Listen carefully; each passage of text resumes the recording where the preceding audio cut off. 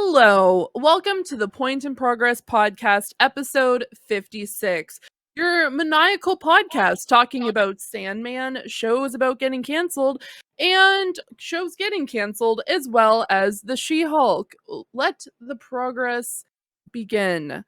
Welcome, everybody. I'm your host this week, Fee, or Fiona, whichever you like to call me, and I'm here with my lovely co-hosts. Starting off with the man of the hour, the guy who forgets to switch his Twitter before posting really awkward photos of himself, Mario. How's it going this evening? I did that on purpose, directly to post it on the chat, okay? Just saying, if you want to see my photo, it's not there, though. It got deleted, so my bad. It sure did, and HR will be talking to you after this podcast. And next, Frank. How's it going, Frank? Pretty good. Not dead yet, which is surprising considering what I've been doing this week. That is a positive. And Sly, how are you doing? I'm alive. For anybody not around people in education, it's like the back to school for teachers week, which means I've been babysitting my cousin all week, and I'm very tired. Well, I'm happy to hear you're alive. And being tired is essentially shows that you are human. So that's fantastic. And Harv, how are you doing, Harv? One, I want to say this game show voice is fucking amazing. By the way, yeah, you're doing really good. It's like I'm on Deal or No Deal. Like, come on, man. We get some Deal or Don't Deal music. That's royalty free, right? Deal and Don't Deal. Deal and Don't Deal. No, that's our off-brand PiP version. That's the off-brand. I am still trying to get back onto web. I went to bed at 9:30 last night or 10 o'clock. That's not late. I know. I'm still trying to get over East Coast hours. So like I'm still trying to. When I got there, yeah. When I got there, sleep schedule was perfect. It lined up. It was great. Came back here. It's still trying to recover. But I'm happy to be back. Hell yeah, we're happy to have you back, Clyde. Yeah, Oi! Happy to have you back. I could not handle any one of you this evening. I am doing well. Thanks for asking, everybody. And Fee, how are you doing? How are the new glasses? Or how are the old new glasses? They're doing great. They're holding together. The old new glasses. I can see shit. The doc doesn't have to be size 50 this episode. A round of applause for me. Actually, no. I'm gonna say before he comes after me, a round of applause for Lucas for fixing my glasses this morning before I went to my optometrist, and my optometrist didn't think that I was in shambles. It was quite nice. Yay. Finger snaps. All right. Yes, Harv. Thank you. Are you getting new glasses? Oh, 100%. This Okay, weekend I'm ordering like 4 pairs. Oh, I'm ordering 4 pairs. If not, I'm gonna message Lucas like privately and be like, get her new glasses for the love of God. Oh my God. No, these actually I found out a random side note, went to my optometrist today, learned Don't the break true them meaning. again. Okay, no. Christmas. There's no way to specifically break them currently because there is an actual screw in these rather than being held together by. I mean, I can make the difference. I can. Oh yeah, those can get broken. All right. Yeah. Okay. Well, it's. Okay, anyway, so found out that my retinas are the shape of footballs rather than soccer balls, and that's why I have astigmatism. Yeah, that is what astigmatism is. So wait, what friend. if your eyeballs are the shape of basketballs? Well, that means same thing as a soccer ball. That's the same shit. I mean, the circle. I guess it's a circle. I guess it's a sphere. But what about like a softball? Okay, any spherical ball is fine. That's a good thing. If your eyeball, You like your balls? Yeah. I don't think she's in an anime. Yeah, when you're when your retinas are the shape of essentially a football, that means that your vision's not going to be as good because your vision should be like curved, whereas mine is not. It is a different way, and that's why I have to wear glasses. So you're gonna have one of those glasses that have like the little windows inside them? No, that's not what I need. No, I don't need bifocals. I wore younger than you. bifocals in school. I am younger than you, Harv. So don't come at me. I'm not wearing bifocals. And found out that if I didn't have that, I'd have 20/20 vision.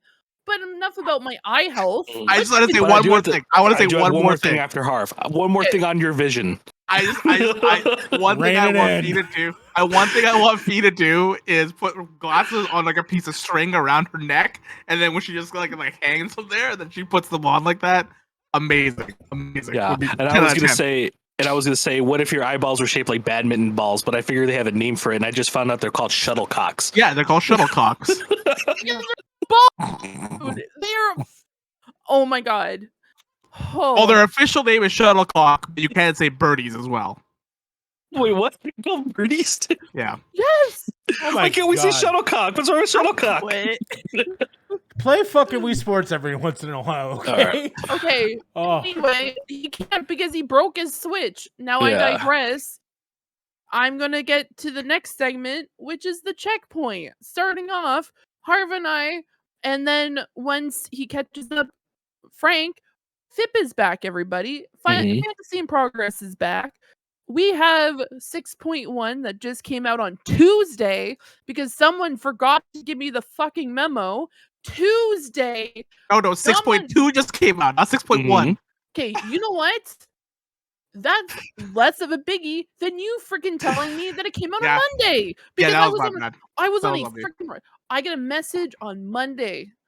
Fiona, 6.2 is out. You need to level up so we can go out. Tonight, we're going to do 6.2. It's going to be fantastic.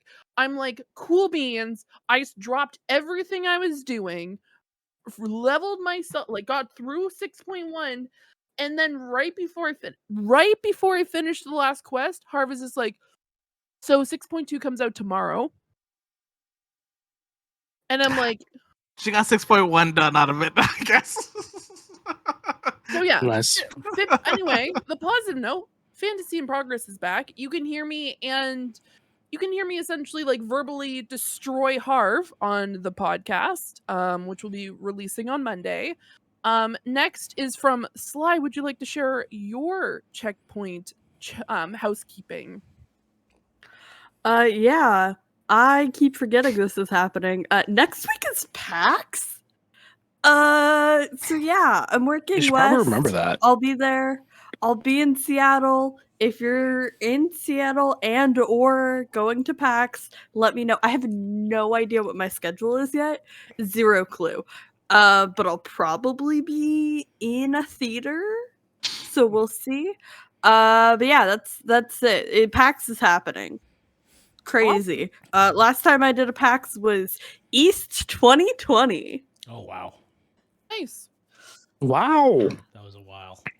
Oh, all right. That was Time. What a year. show. And Mario has some That's right. news. That's right. Would you like to share with us? Would you like to share with the class? That Mario Rivera is back, baby. I got my handle back. I am no longer banned. I am out of the Taylor Swift jail, of course, as Harv has said. Yep, Taylor Swift jail. Taylor Swift jail, which was a real jail. Apparently, I found out finally what the song was. And the song, of course, was You Need to Calm Down, which was hilarious because I calmed down for 413 days. Thanks, Tay-Tay. But anyways. The first thing I told him when he told me this was you couldn't even have gotten banned to a better song. I know.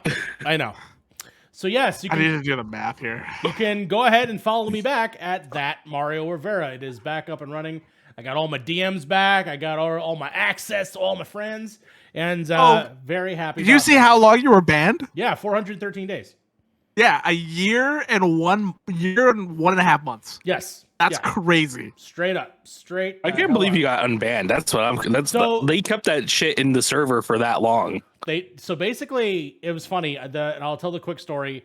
Randomly in the morning, I was like, well, whatever. I'll just click the button, see what happens. And it was a different form than it was before.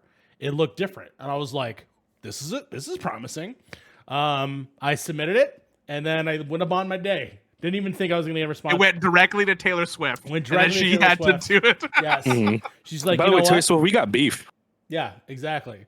Yeah. But basically, they said that apparently I've been clapped a few times in the past, and that was part of the reason why.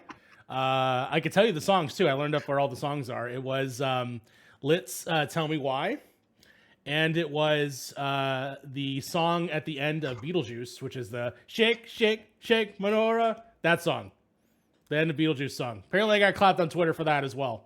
So that was part of it for their decision to ban me for however long. They released me and he said, please stop posting copyrighted music on Twitter. And I was like, you know what? You're right. I'm done posting on Twitter. So let's get the fuck out of here. That's got to be a website. I'm Googling this. You Google it. Maybe start buy that URL right now. Buy that URL at GoDaddy right now. So yeah, I got my account back. Please follow. The old account, THT Mario Rivera, I have converted it to a podcast link to MC University. It is now MC University PiP. So that way, if you want to follow any of the memes or jokes that we'll be making, hopefully it'll go to that channel. So that way. Fee, of course, what did you point out to me earlier this week about that channel? Why don't you share the class? Share with the class, Mario. Oh, it has more followers on the PiP account. So please, That's hilarious. by all means, if you'd like to go over to the PiP account, I'm sure a lot of people are confused of like, where did this MC University shit come from? I noticed that the user base is dipped. It's gone from nearly 700 to now low 600s. So, thank you for all the people that obviously followed me through that time. You can now go back to your regular programming over at that Mario Rivera. So You can join us here over at the Point in Progress. You could follow that. Twitter Or page. why? Yeah, that would be pretty smart as well. I don't know about you, but I'm feeling like we should continue on. And now I feel like I should just start randomly just like bringing in like Swift songs just to spite you. Anyway, so continuing on, we're going to talk about what we've been playing this week. So I'm going to start off and ask Frank, what have you been playing this week? I've been modding the shit out of Spider-Man, absolutely destroying that game with mods. I modded in some new suits. Some of them I can't see yet because they're like suits you don't unlock till later in the game. I modded in the Dr. Octopus Superior Spider-Man suit because I thought it'd be kind of ironic to play as that version of Spider-Man while that game primarily takes place like in Dr. Octopus's stuff. What else did I mod? I modded in the No Way Home suit. Spoiler alert, if you haven't seen the No Way Home, there is a final suit, and it looks fucking sick. That suit's been modded into the game, and then I added the Amazing Spider-Man 2 suit to the game, because for some reason they didn't add it. I don't know why, because the one thing Amazing Spider-Man 2 got right was that suit. Let's be real here. Like, the movie, dog trash, but the suit, so good. Other than that, just been playing Spider-Man again. I bought an electric motor vehicle, and it's been pretty fun. I've been driving that around, having some night rides, doing some day rides, driving around Lake Michigan, just chilling. So I haven't really been home too much to be playing video games. If I'm not at home, I'm probably out, with some friends or something like that. So, yeah. Nice. I'm gonna be honest, when you mentioned Dr. Octopus, I thought of the mid to late 2000s Dr. what is it? Octagonopus. It was this Octagonopus? Why does that sound so familiar? It was associated with I'm a Fire in My Lasers, and this entire series. And if you don't know that was just like a little piece of my memory just came back to the front.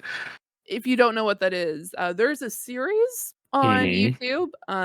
It's been a while. So anyway, thanks for sharing. You know what?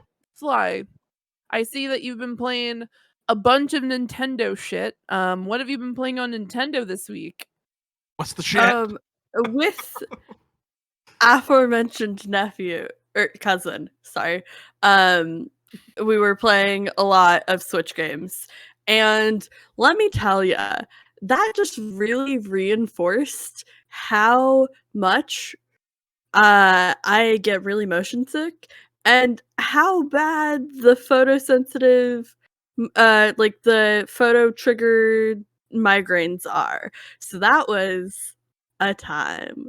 We played a bunch of stuff. We played like the Nintendo Sports, some Bowser's Kingdom, some Odyssey, all the stuff. But I was feeling sick after most of it. That's not great. I'm sorry to hear that you weren't feeling well, because I definitely understand as someone. I mean, yeah, as someone who also gets motion sick from playing video games, I get it. So that definitely super, super sucks. But yeah, happy to hear that you had fun with your cousin. Nice. I almost said what in the like House of Dragons is going on over there because you're like my nephew cousin. Well, okay, so I have 2 nephews and a cousin, and they're all the same age, so I group them all in my brain. So there's the nephews, but that one specifically is actually a cousin. That's valid. What was That's their very favorite thing that they played, if you recall? Oh, good question. I think Odyssey's probably his favorite. It's a solid game. It's a good one. It's a good one. Solid game. Yeah, for sure. nice. Well, thank you for sharing. Let's see here. Mario, what have you been playing this week?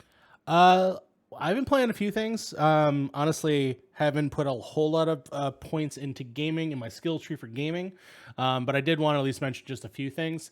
Specifically, the very first thing I do want to mention is I tried to play that As Dusk Falls game.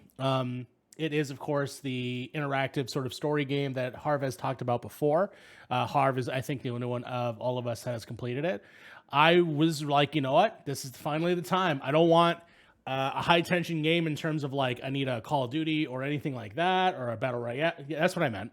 I was gonna be like, you got to make some pretty hefty decisions. You have to make pretty hefty decisions, but it's more of a passive experience for the most part. Obviously, there are some active motion segments, but ultimately, I just like, you know what? I just want to be told a story, and I didn't necessarily want to play a game like Life is Strange because that is still more of like you have to be moving around and talking to people and doing things. I really just wanted to sort of telltale, like, tell me a story. Let's see how this evolves and how we go through it.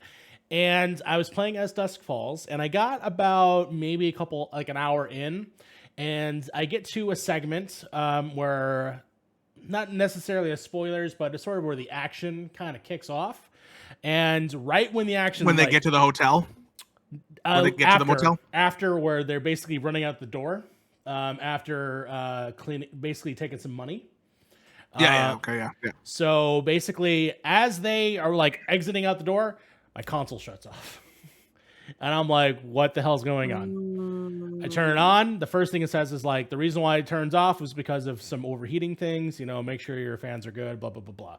I've had that before. I don't remember what game it was that I've had that issue before. And I used to have it in my cabinet where it was like, just in between, like the TV's up here, there's a layer, it's an open space where you could put a console, and then there's another space. I put it there first, and then that's when I first got that warning, and I was like, you know what? Maybe it's not a good idea to put it in there. So then I completely removed it from that, and I put it in an open space. It is literally just a table with nothing but the Xbox. Like, it's just open. The fans are at the top. It's, should have as much ventilation as it possibly can. Then I play this game, and that happens. And then I put a fan on it because I was like, I kind of want to get through this game. So I like try to do some weird cooling with another fan on it. And I can't, the game restarts like maybe 4 minutes back where I was. And then I did that second again and cuts off at the same spot.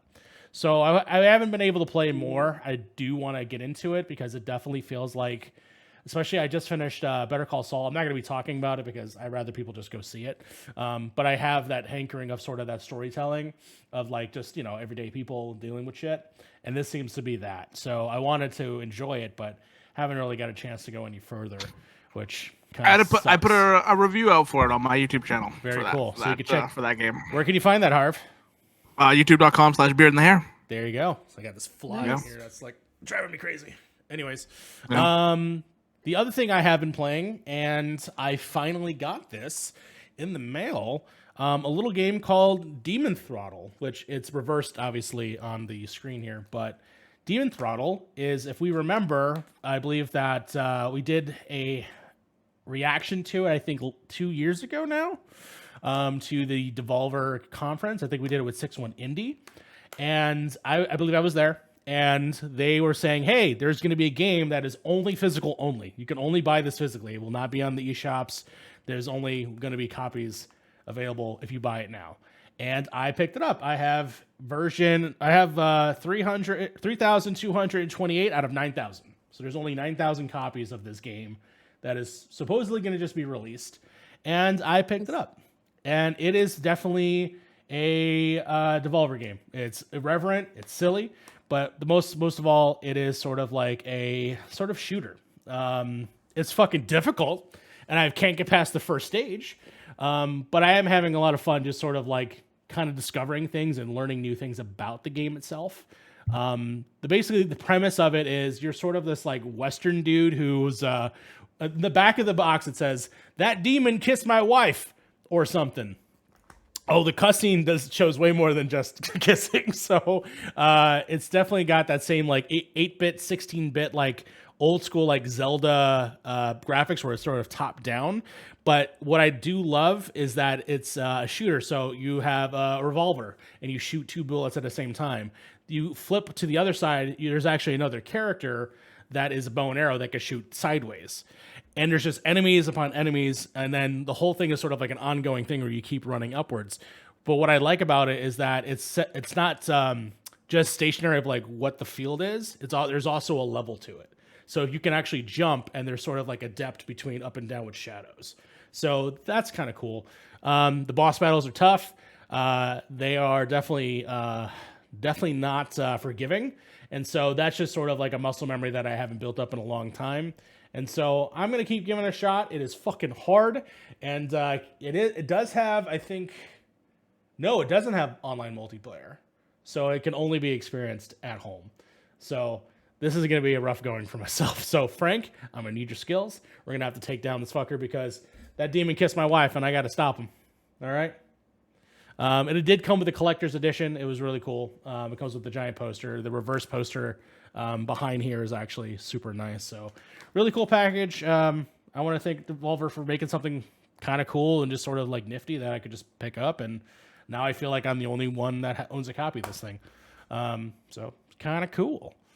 The last thing I want to talk about, because I finished it last night for the very first time, was Sonata Wild Hearts. Sonata Wild Hearts, if you don't know, is sort of this music rhythm game that is both a, how can I describe it? It is both a on-the-rails shooter. It is a rhythm in terms of like hitting it to the beat in terms of fighting, but it's all about the music and how it makes you feel. There's a sort of story just through the lighting in terms of just the way that the world looks like. It's got that bisexual lighting. It's fucking gorgeous. And it has tarot cards as sort of like a central theme. I know absolutely nothing about tarot cards, but we know that me and Frank actually have a mutual friend that does. And so I heavily recommend it to them because I think they would actually enjoy this. But if you like sort of like poppy electronic music, you would actually really enjoy this.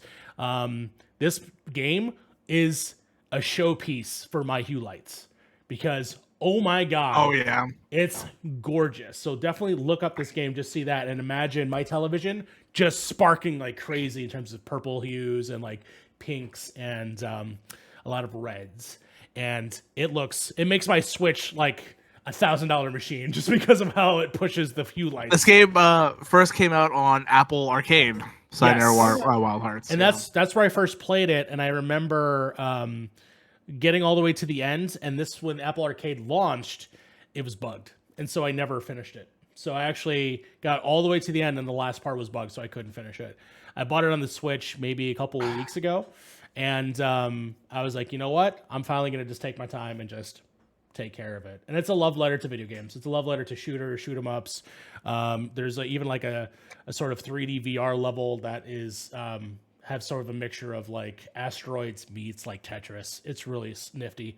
The game changes every level. The music is fantastic. definitely, it would have been probably in my game of the year. I think the reason why I didn't put it on game of the year at the time was because it was broken, and therefore I couldn't do it. The game is also narrated by Queen Latifah, who does actually this really awesome sort of like motherly voice that carries you throughout the story. So if you have an hour, because to me it's like a jam session, you can burn through this in like one sitting.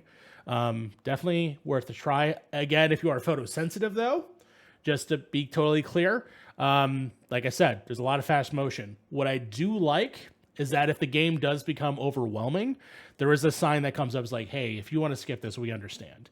You can also set where at the bottom where it says, don't ask me again. So if you like the challenge, go for it. If you would like to skip a certain section, you can absolutely do that to carry on yourself through the story.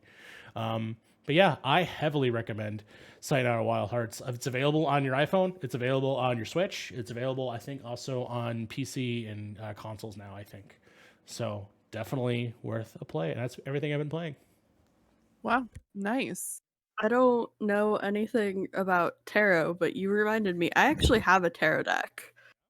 Yeah? Because it was made by a deaf designer, and it's the ASL tarot deck. Oh, This is the back. It's like gold foil, and then there's like all the designs have like ASL incorporated.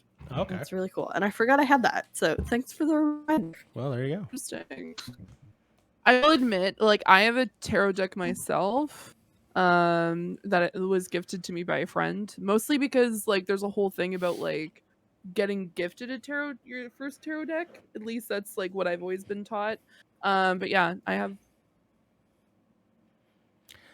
somewhere in this apartment I have a tarot deck. If I didn't know better a couple years ago, I said if you were gifted a tarot deck, someone was putting a curse on you. But obviously now I know better. So I won't make that joke anymore. A plague on both of your houses. No, a good friend of mine is Wiccan. So she has a number of different tarot decks. So she gifted me one of her starter ones, and then a book, which Tara, someday, once we see each other again, because COVID was a bitch, I will give you back your book. But yeah, it was really cool. Definitely need to actually read through it and learn how to do it more better, or like at least better. But I always thought tarot cards were really cool. But yeah, let's see. Harv, what have you been playing this week? The only thing that I've really put into any time this week, I did play some Elden Ring, my challenge run and all that kind of stuff. Watched opening night live, which was cool. But Final Fantasy XIV, their 6.2 patches dropped. You know, I jumped into it. We finished up the story for that. I finished up the raid for that. So far, very good. And then Island Sanctuary came out, which I touched a little bit because I was like, you know, I don't know yet, so I'm going to go into it in a little second. Island Sanctuary is pretty much Animal Crossing in Final Fantasy XIV. That's really what it is. It's you just building out an island. They give you a huge island where you just build cabins and you build like you have your farmland. You can plant trees and all that kind of stuff. All your minions run around as well. You can place them where you want on your island and stuff like that. And you just go harvest shit, come back and build stuff. That's really what it is. And for people that like that kind of thing, this is gonna be like you're gonna lose so many hours into this thing. Time sink. So many hours are gonna be lost into this thing.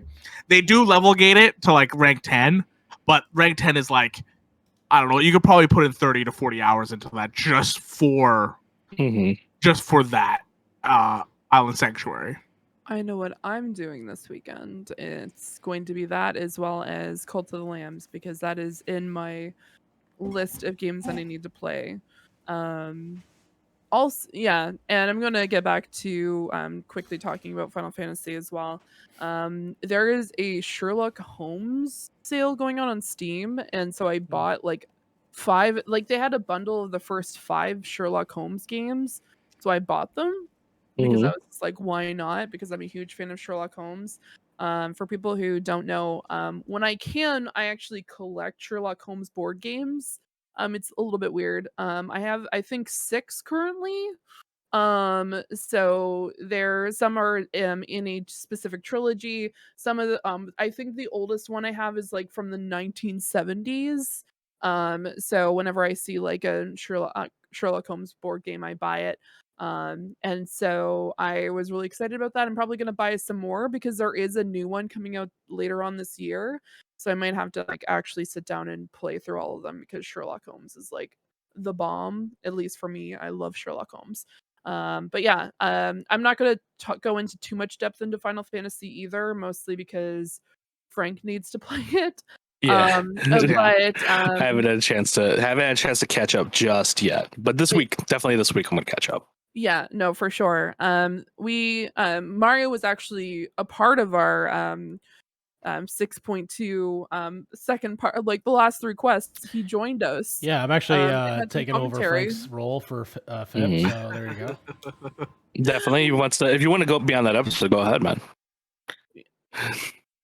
I don't even know what to say. I just feel like there was a lady and there was darkness and an That's the apple. best part. That's it. There's a lady and there's darkness. Oh my god, we should just like have a Mario Explain 6.2 in like 30 seconds.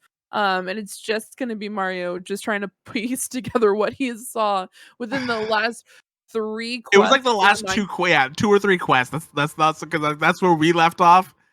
After we started earlier, and then we're like, all right, let's just wait until we can be a little bit more fresh. No context, Final Fantasy. There were some chairs talking. That's all I know. There's always chairs talking. A lot of things talk in that game. That is true. I'll be right back. Yeah, no, of course. I also have been playing a Before you go, Yeah. Nerded is asking, how many Sherlock games are there? That's a good question. I don't know all of them. I am still learning about some that I just did not know existed. Let's see. Sherlock Holmes board games. I got my Sherlock Holmes pipe here, by the way. Yeah, there's games I don't have. There's like a very good series if you're looking to get into it. It's called Sherlock Holmes Consulting Detective. It is actually, I'm trying to look back behind me for it. I think it's over on that side. Yeah, it's over on that side. But it's essentially you get a box and there's 4 different storylines. But you get one massive map, and that map is actually overarching for each of the actual storylines. And so you get this map, you get a newspaper and a newspaper for each of the stories. And then you you actually get kind of like a small folder of the like the perpetrator, and not the perpetrator itself, but like what happened. And so you have to take hints from the newspaper, the map, the small details that you get from the info from the people who've come for your assistance. And so it might just be a person that says like, the governor has been poisoned. We need to figure out what's happening. And then you get a newspaper that's talking about like maybe some people from a new region have come in, or maybe that there was a robbery, or maybe there has been a string of different murders. And some of the hints that are in the newspaper aren't actually hints at all, but they're trying to like misguide you into like searching in one region. So it's very interesting. It's one of my favorites. But yeah, there's a number of them. Yeah, I'm looking right now. I think I'd probably say like give or take maybe 20. Oh, okay. Have you ever seen the Sherlock Holmes drawing puzzle? It's called like The Game is Afoot, I believe. It's from Sienna Morris, who's a Portland-based artist. She does a bunch of numberism, and she made a puzzle that's based on this like drawing of Sherlock Holmes. It's really cool. I'll have to check this out. I'm searching this up now. Oh, cool. Yeah, no, I wasn't aware of this. I will have to check this out. If you can send me a link after, that'd be sick too. Yeah, I'll Just look so for one, yeah. cool. Yeah, because I love detective games in general. But Sherlock Holmes has definitely been an inspiration for my excitement for mystery and detective shows and games and everything. So for sure, if anyone has any recommendations, please feel free to directly message me or post below in the video because I'm really interested to hear about some. But yeah, I've been playing Naraka still. There was a new map that was released last week called Holoroth, which is almost a Nepal inspired map, or northern like China. It is a very interesting specific map overall because it's incredibly complex and has puzzles in each of the regions, which I tried to explain to Harv, one of which has essentially on the top of this platform, there's 4 different statues that can point in different directions. And you have to go underneath the platform. And underneath the platform, there is essentially a room in the middle. But outside of that room, there is this spiked, like essentially massive log that just like rolls around in a circle around this particular room. And I'm like, hey, Harv, watch out for this massive thing. And then instantly gets smacked with it. It was not my brightest moment. Gotta go with the log, Fee. Gotta go with the log. What you're supposed to do is you're supposed to grapple up to the top on the ceiling, and It's you're like able Looney to like Tunes? miss it. Slightly. That's a good way to explain it. But yeah, they put a lot, like, you can tell that they put a lot of work in this map because there's regions where like there's one particular area, if you like crouch and go underneath this half broken door that you can't get into, it actually takes you to this massive like underground location that has like different like piles where you can get like legendary weapons and gear and stuff like that. So yeah, it's a really good game. Would highly recommend it. The song that is in the lobby will never leave my head. Harv now knows about it. Because it will not stop playing. It is JJ Lynn's From the Ashes, because it's based on the new essentially creature that is up against, like, I'm not going to try to explain this. Either way, a phoenix was introduced in this patch, and that's why it's called From the Ashes. And also some of the other story arcs, which I'm not going to get into because that's a whole other thing. But they introduced some a new characters as well, which is Deeping Yin, who is essentially healing class. And of course, as any battle royale slash fighting game, when you introduce a new character, they are going to be broken a little bit. So she can heal the gods out of everybody who's on her team. So yeah, pretty good, pretty fun. Would highly recommend it. Once again, if anyone wants to play or wants to join a freaking justice team, because Harv is not wanting to, but then we found out that you have to get like the battle pass to be able to join. So I don't blame Harv, because Harv only plays when I ask him like 5 times and then he finally is free. Because I find a specific time where I know he's not doing anything else, and I'm like, hey Harv, I know you're not doing anything right now. And then he's just like and he's I was not like, being oh because shit, it's I can't true. say no. You're not just kidding. Oh my god. No, it's gunpoint. It's fun. Like, the game is fun in itself. I like the aspect of the looting aspect. The weapons are still a little weird to me, but like, I think it's more of a rock paper scissors thing, depending on what you use, depending on what they block with, and all that kind of stuff. It's cool. The new map is neat. I like the new map more than I like the old map, because I don't know why they do this, where they let both maps in rotation and you get to pick which one. I feel like that divides the player base a lot, especially with Naraka, which doesn't have like a player base like Fortnite or anything like that, right? Which is just kind of a weird thing. I would think they would just make everybody migrate to the new map at this point. Yeah, but Apex does the same thing kind of a though, weird too. choice. Because like Apex does the same PUBG thing did too, the though. same thing. Remember when PUBG did that? Like, where they're like, Yeah. hey, you can pick the map, and then nobody wound up playing like the desert map at all. So like every time you try to queue for it, just 0 people were playing. I do wonder, once you get to like 3 maps, for example, like will they just take one map and just be like, all right, we're not gonna have like one of them, we'll just have 2 maps then at that point. PUBG eventually just said, fuck it, we're not gonna let you have the choice anymore. We're just gonna have everything in rotation. So maybe they'll do the same thing when they have more maps, but Honestly, the choice is kind of cool. Like, I'm not trying to like push a specific idea or narrative, but there's a PvE aspect that's available like on weekends. Some of the areas from the original map almost like the upside down in a way.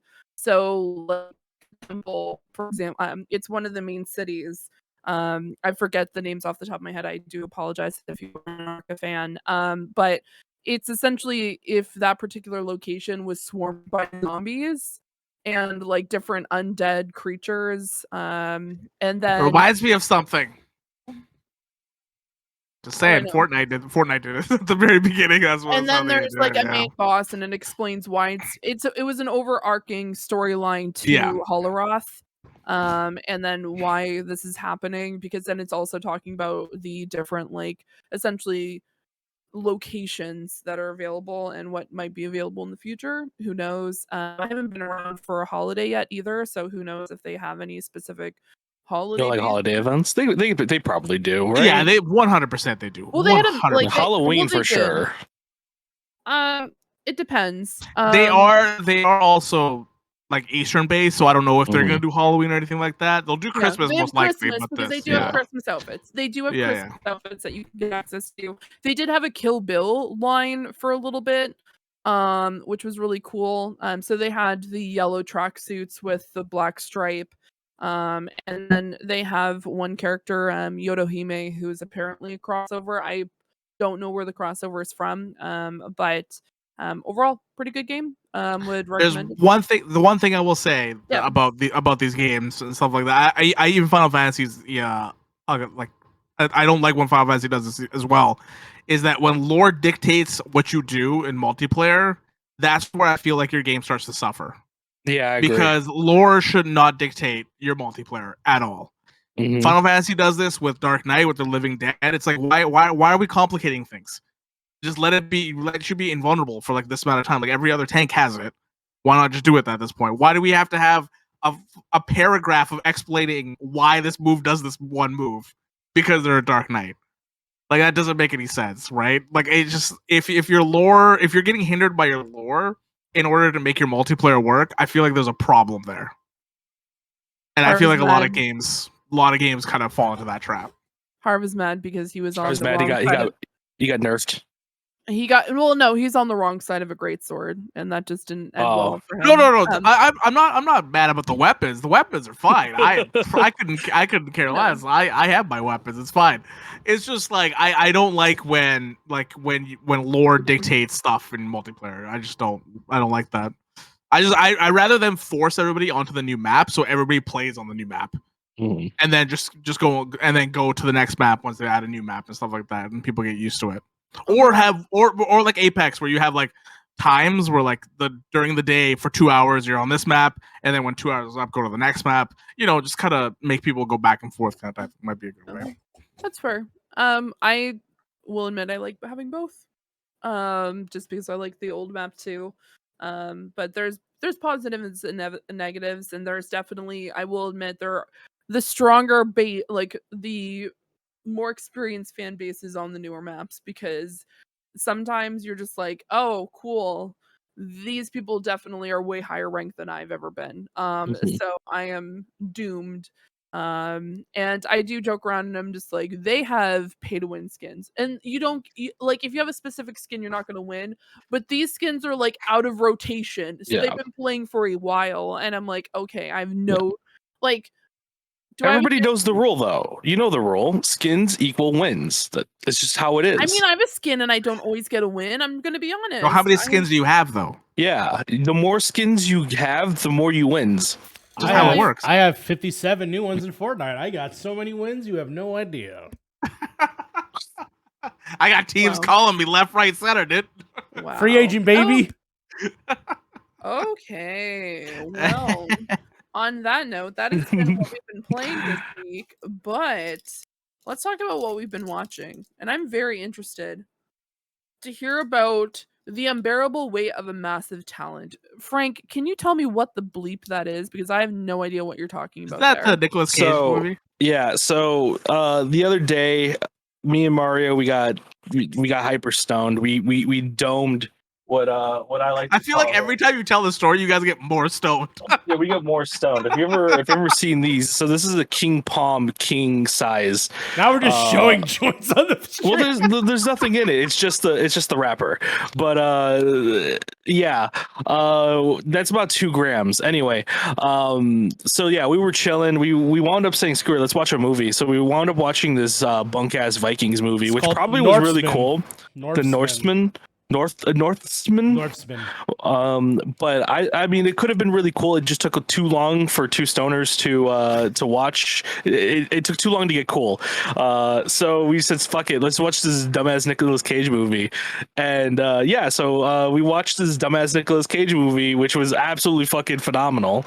It is a movie which I'm trying to remember the plot. If I remember correctly, it is about Nicolas Cage becoming washed and taking a role and then somehow being put into the middle of a drug trade war or something like that, if I remember correctly.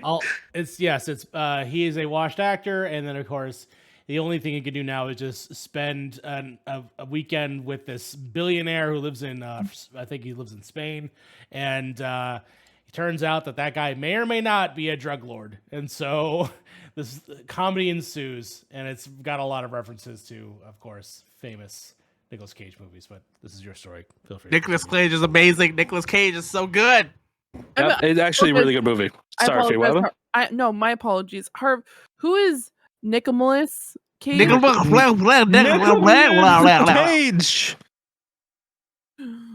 Cage. Amazing. It was a really good movie, though. Nicolas Cage does a really good job in the movie. I think everybody who was in the movie was very believable. At some points, I was like, man, is that really Nicolas Cage's family? But it isn't.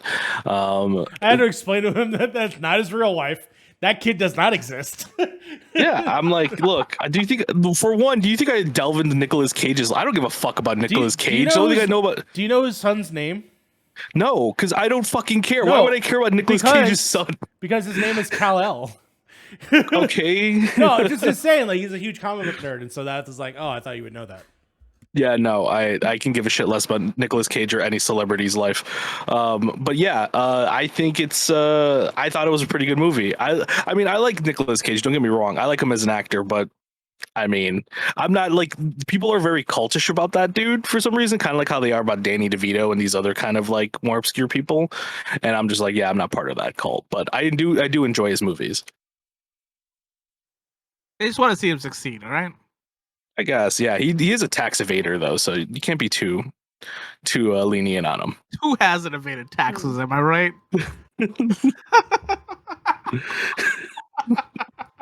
I thought the drug thing was going to be bad. I joke. I kid. Okay, so Harv's admitting to crimes on the podcast now. This is where we are. Canadian government, we got him. Actually, no, it's not even Harv anymore. This is Clyde, remember? Our British actor friend. That is true. And just randomly on the topic of Danny DeVito, I found out that do you want to know who his favorite boy band of all time is? NSYNC. Nope. One Direction. He really loves One Direction. He was hilarious. on essentially the lie detector test. Like essentially they do that thing on YouTube with his daughter, his eldest daughter, and they had like a boy band segment, and he's just like, that is my favorite band of all time.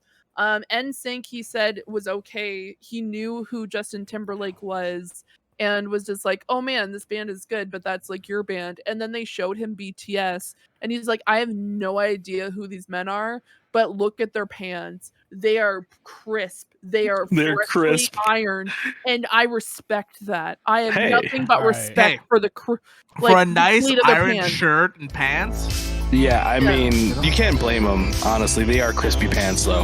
Yeah, he's just like complete though. On the topic of I'll be right back, by the way. Yeah, that's fine. On the topic of Danny DeVito, there was this show that came out last night where he's apparently on. I saw this. And he so I wrote, there's this great tweet thread. It's like, Danny DeVito is live tweeting the new animated show he's on, but he did not announce it as such and isn't threading it into the tweet. So he looks like he's becoming unhinged out of context. And the tweets are just what an icon. Absolutely incredible. Like, Raise your hand if you fuck the devil. The future is female. I'd rather fist a dog and be in a relationship. Fucking just absolutely unhinged shit. And it's And with so that good. profile picture too. Yeah, it was so good. I was wondering because people are quoting that this morning, and I'm like, what the fuck is happening? Because like there's been a few episodes like happening over the past week, Yeah. and I was just like, was this a part of the Gabby Hanna thing? Because like I would honestly not be shocked. If you're not familiar, that is a rabbit hole in itself. I'm not I gonna saw talk it about trending, and I was like, I don't know if I want to get into it right now. Enjoy Google. Yeah, no, that I was a big fan. I'm happy she received help.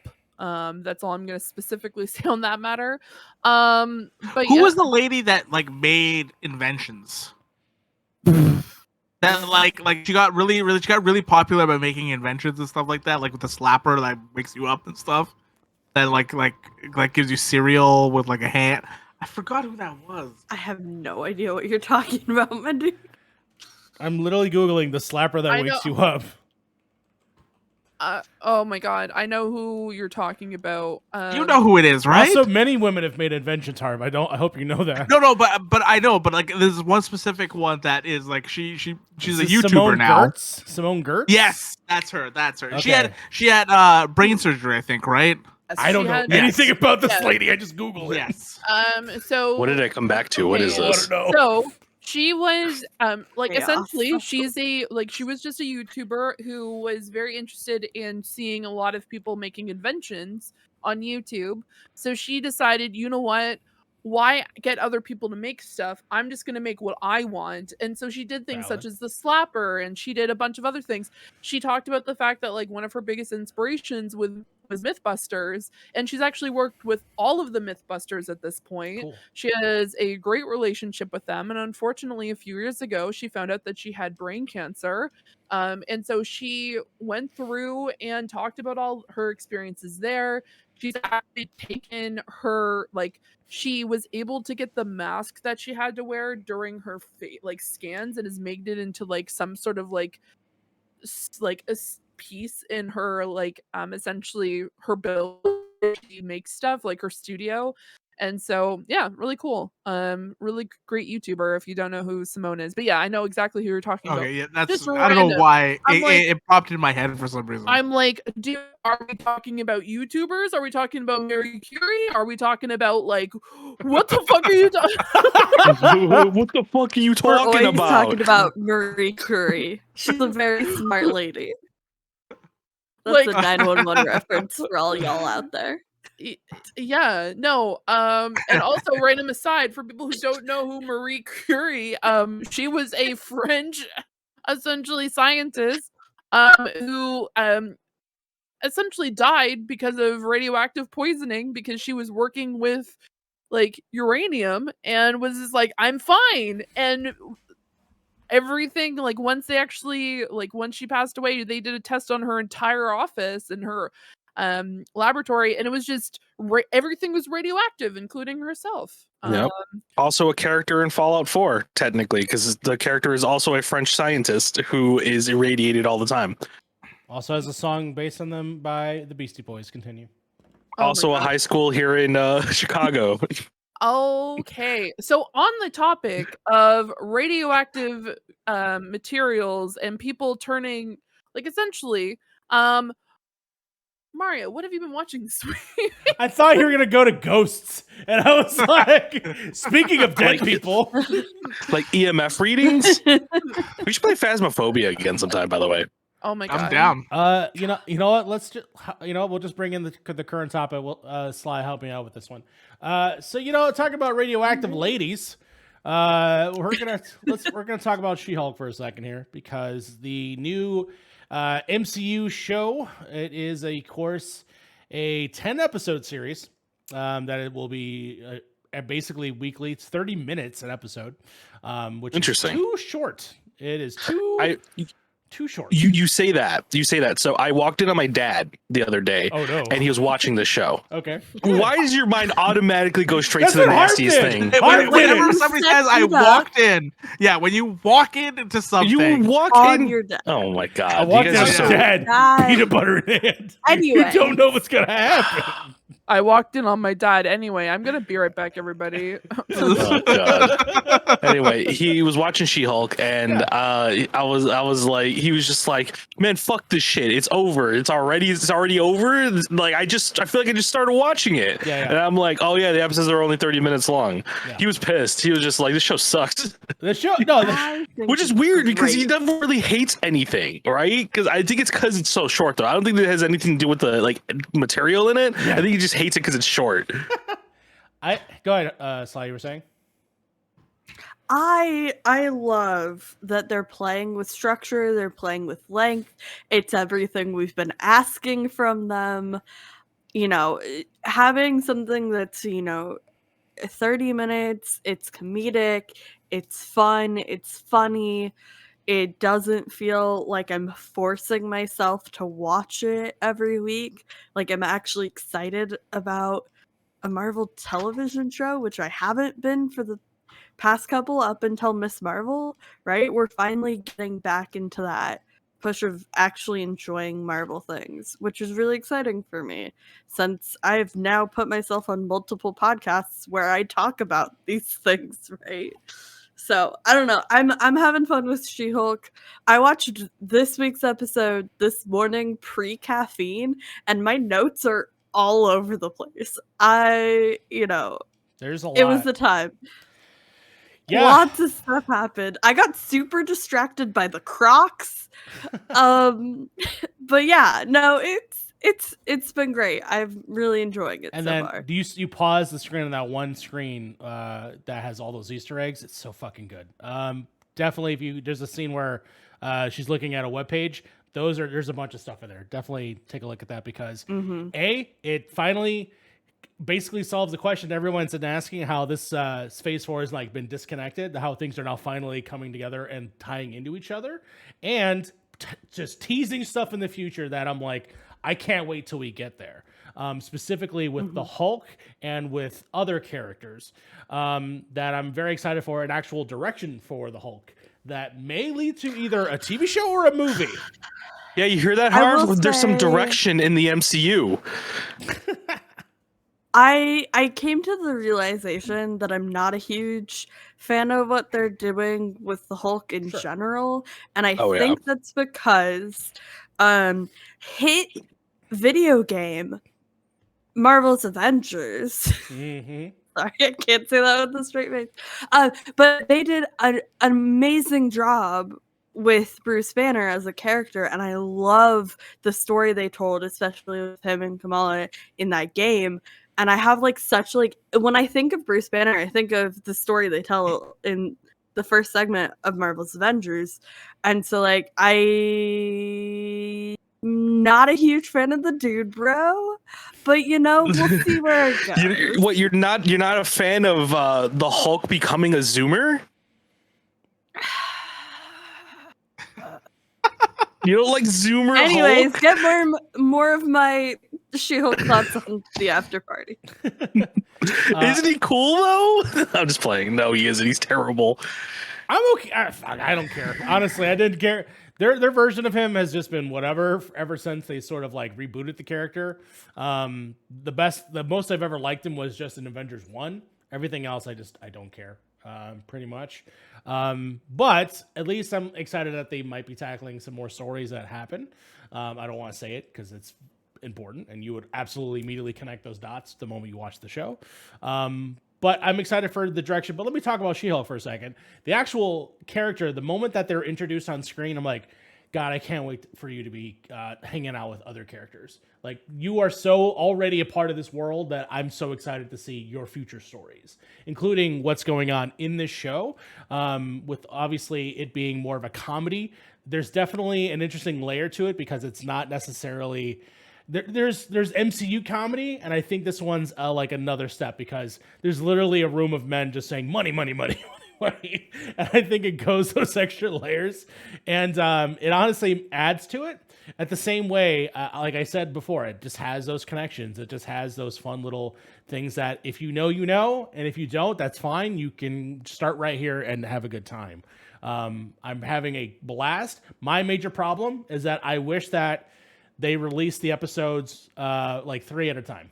Personally, I would if I gave me the option to watch it like a movie, where it was a 90-minute tight 90, then I think I would probably have a more succinct time with it. Tight 90. Exactly. Yeah. Go ahead. It just sounds weird, right? Like a 30-minute weekly. It just something about it just those happen so quick. Yeah. Shows. Scrubs. I mean, 30 minutes. we went through that for years. Yeah, I know, but growing like, up. The what do you Office, think? Like, like. We a lot we of those still go shows, through a that. lot of those shows we always entire caught up with hour. reruns though too. You know what I mean? Like we always used to, at least for me, like the way I caught up with Scrubs was watching them back to back on like a marathon with like Comedy But like Central, right? we used to do that with like Silicon Valley and all that kind of stuff too. Like it was week to Was week. Silicon Valley 30? Yes, it's 30 minutes. Yeah, it was 30 minutes. Yeah. What? It felt Yes. longer than 30. Barry. Though. Also, I think 30 minutes. I'm pretty positive it's 30 minutes. No way. Barry's Look 30. it I think up. it's. I think yeah, maybe an hour. I'm It might be 40. It might be 40. it might be 40. But ultimately, that's just been my issue with it because I really am having a good time.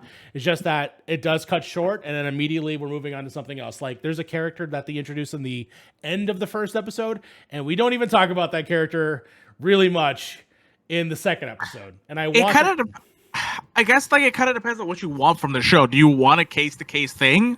No. Where she goes from case to case, Yeah. and every time it's a different person. That's fine with me. Every episode's a different person. That's totally okay with me. It's just that I just wanted more content. I mean, that's all I'm saying. Like, I just am so used to it. Obviously, I know that people want the variety because WandaVision spoiled us with like 10 episodes of like 40 minutes to 50-minute episodes. Then we went to the 6, and now we're doing 10 again, but we're doing 30 minutes of them. And they're being laid out, so it's gonna feel slow for the next 10 weeks, in my opinion. But like with Obi-Wan Kenobi, right? They released 2-hour-long episodes. If, like I said, a good start with 3 and then it was weekly, I would have probably been okay with it. Only because That's how Harley Quinn did it, isn't it? Like that show. something similar to that, I believe. I don't know because like if you're doing case by case, like what if, because I know who's in the second episode, and what if that person's just not in the series anymore? Right, she's gone to another case now.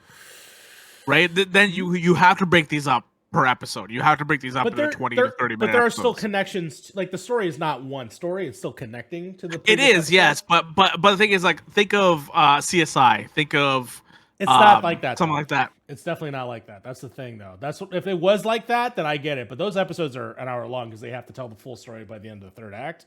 These only have 20 minutes to tell this story, and I don't think it's going to be case by case. I think it's actually going to be faster than that. I think that they'll introduce characters, introduce the plot, and then it'll just be a part of a joke that tells the ongoing story of her dealing with the new workplace, dealing with this sort of factor, the fact that, yeah, she is kind of a superhero now, and she's just going to have to deal with that going forward. But on top of that, she's also a woman, right? And so she has to deal with that factor in terms of the people around her that have to do this sort of like this showcase for what she is. And so, yeah, I'm curious to like how they're going to go through. Like I said, I'm having fun with what I'm seeing. I just want more. And that's my problem, personally. This show hit, like, right when this show came out, I was like, I'm washing my hands of the MCU for now until something that is decent, that like a movie that I can watch now at this point. Like, I just can't. I can't put myself. Are you gonna watch? I just can't. Are you gonna watch Eternals? Or are you gonna watch any of the movies? I am going to watch. Yes, I'm going to watch those movies. Those movies I am going to watch. I'm going to watch all of those. I just can't put myself into Thor? 10 episodes for this. I just can't. Well, Thor's coming out on September 8th. By the time on Disney Plus. By the time this is all out, though, you could probably finish this in like an afternoon. And that's I know, but the thing is, like, I have other shows that I have priority over this show that I'd rather watch. That's fair. So like that puts into like what perspective I'm like, I'll do the spark notes for this show, honestly, at this point. So Tanyana, I can't say your first name ever, but Maslany, Tatiana Maslany, she's fucking incredible. If Damn, you did that pretty good. Shit. Say that 3 times real quick. I love that little smile you can see behind the fucking beard. She's fantastic. If you've not seen Orphan Black, definitely check out Orphan Black. She's a very good actress. Very good actress. Like Haley Steinfeld has just fallen into now the MCU that I cannot wait for them to interact with Spider-Man, interact with the future characters that we will be seeing. So. I will give them credit that their casting for like these roles are spot on. They're so freaking good. Her paralegal friend is so funny and so perfect for just the interaction they have. So super excited for the future of She-Hulk. I guess I'll move on. Can I take a quick aside? Sure. I was just looking at my screen, right, and I see I have 9 text messages. Oh boy. And this is from the infamous group chat, and I got permission to read these. And I just need you all to appreciate the messages I just got. Okay. This is from Alexis. She says, I know we say we bring the chaos. This is to the we'll throw the after party group chat. Okay. But I'm watching PiP right now, and I've got to say, they have us beat. People are admitting to minor crimes on air. I just learned that Danny DeVito likes the starch on the pants of the BTS boys. He's also a One Direction fan, ? And like now brain surgery is a topic, ? No one has complained about the fucking in World War II yet, but Nicolas Cage has been discussed. Like, I think we're losing. And Marissa replies to this with, I never thought we would win against them. Fair. Would you like to be acquired? We need another. Yeah, we can like. We're gonna start our own embracer group and start taking over podcasts. Which we got. We're the embracer group of the podcast network. Right. Start just absorbing podcasts. Oh my god. Not like there's a bidding war or anything. Speaking of people and possibly the most hated person in the goddamn world, Andrew Tate. Andrew Tate is currently the one. So we can't believe. Yeah, now add that to the list, everybody. Talk about Andrew Tate. My man got banned off of everything. Everything. I don't know. Cause so I sorry for this aside. I started watching his final message video that he has. It's like an hour and 15 minutes. Fuck you. Of him talking. Jesus. I can't get through 10. Like, dude, it is the most. It's the worst thing. It's the worst thing. It is just like, I don't know how a person like this, like, actually, you know what? No, I understand why he got famous, but like, I just don't understand, man. I just don't understand the stuff that goes on his head. You say that now. It was just, man. You say that now. Speaking of another person who's also banned off the fucking internet. So I watched this documentary. It's on Netflix. It is called The Most Hated Person in the World. This one. I lived through this in a weird way in terms of my love for emo music and then eventually evolving into scene music.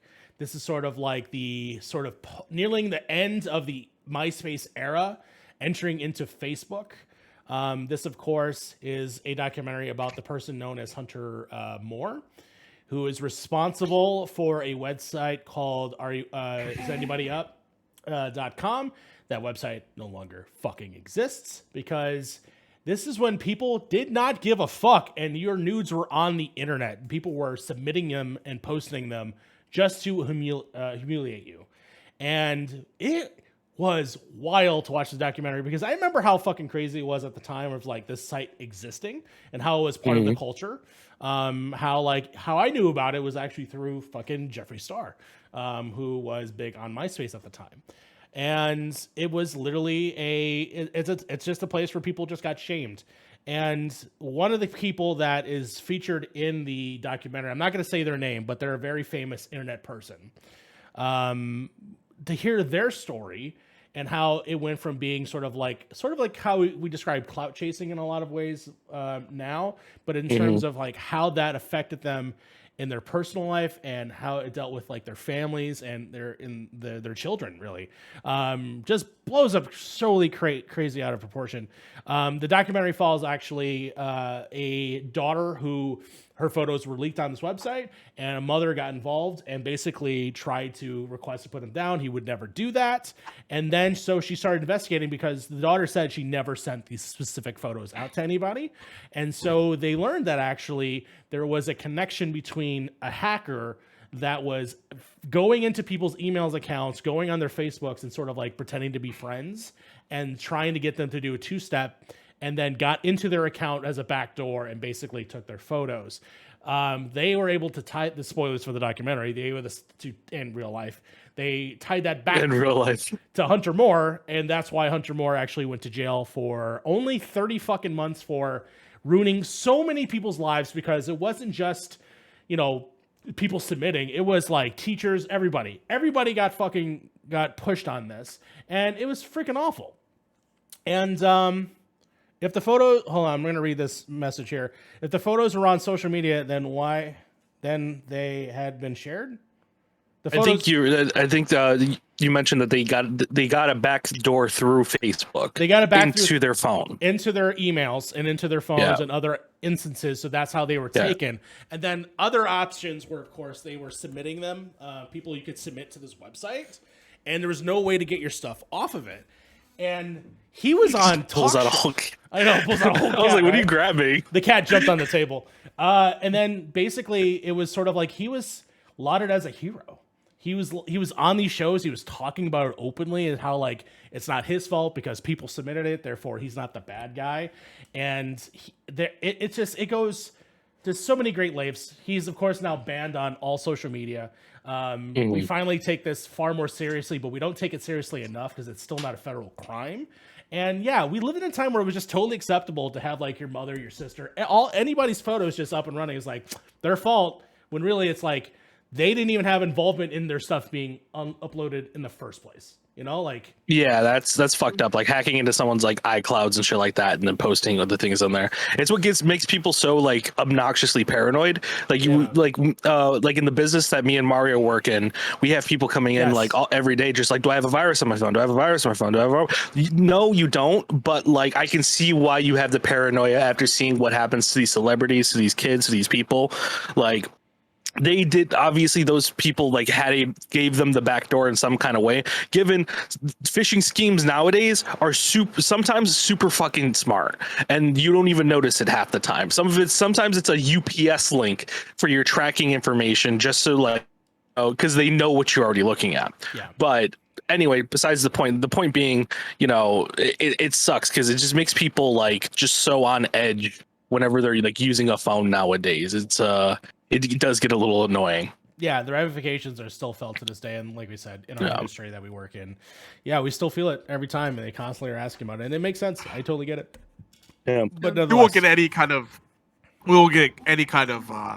rules or anything like that until we get like new set of people that go into government that know about this stuff, that actually understand this stuff, and that don't think like the internet is there to be like this evil thing, which internet in a certain sense is evil to some people, all that kind of type thing. But to older people, you make a point. Morally neutral, right? Like there are horrible people and there are great people, and the fact that it's demonized in general causes so many issues for like how we actually deal with the real problem. You listen to these people and like this is the United States Congress for example.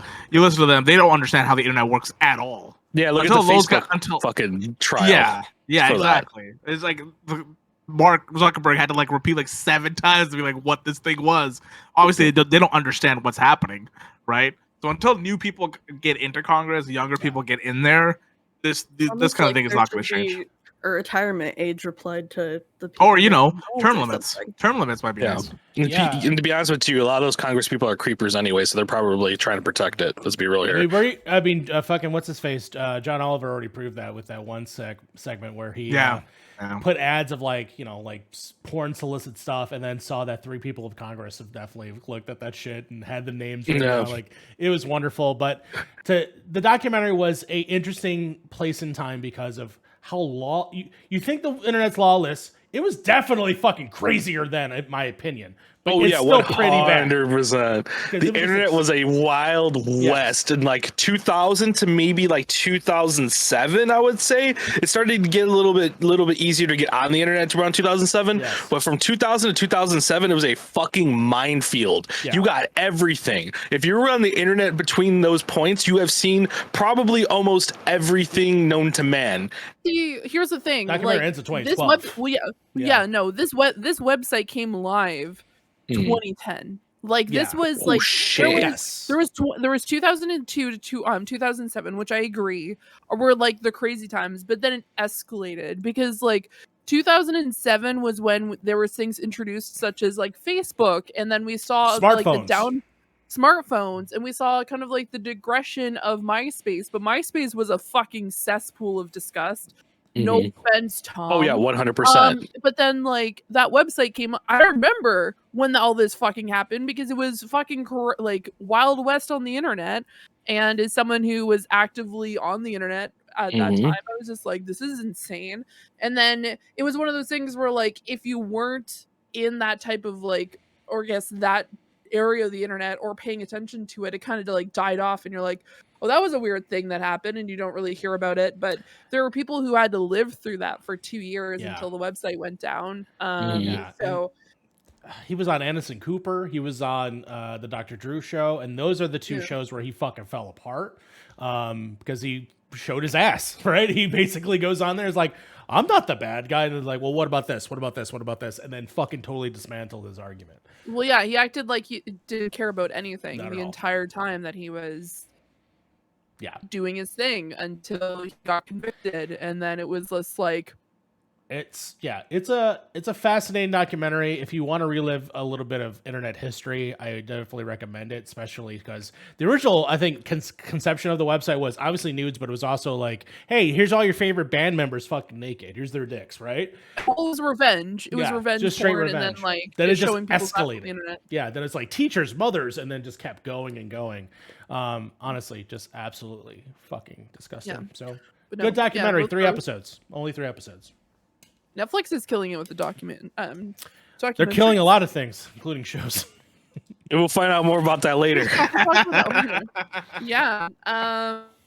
Oh my god. Harv, what have you been watching?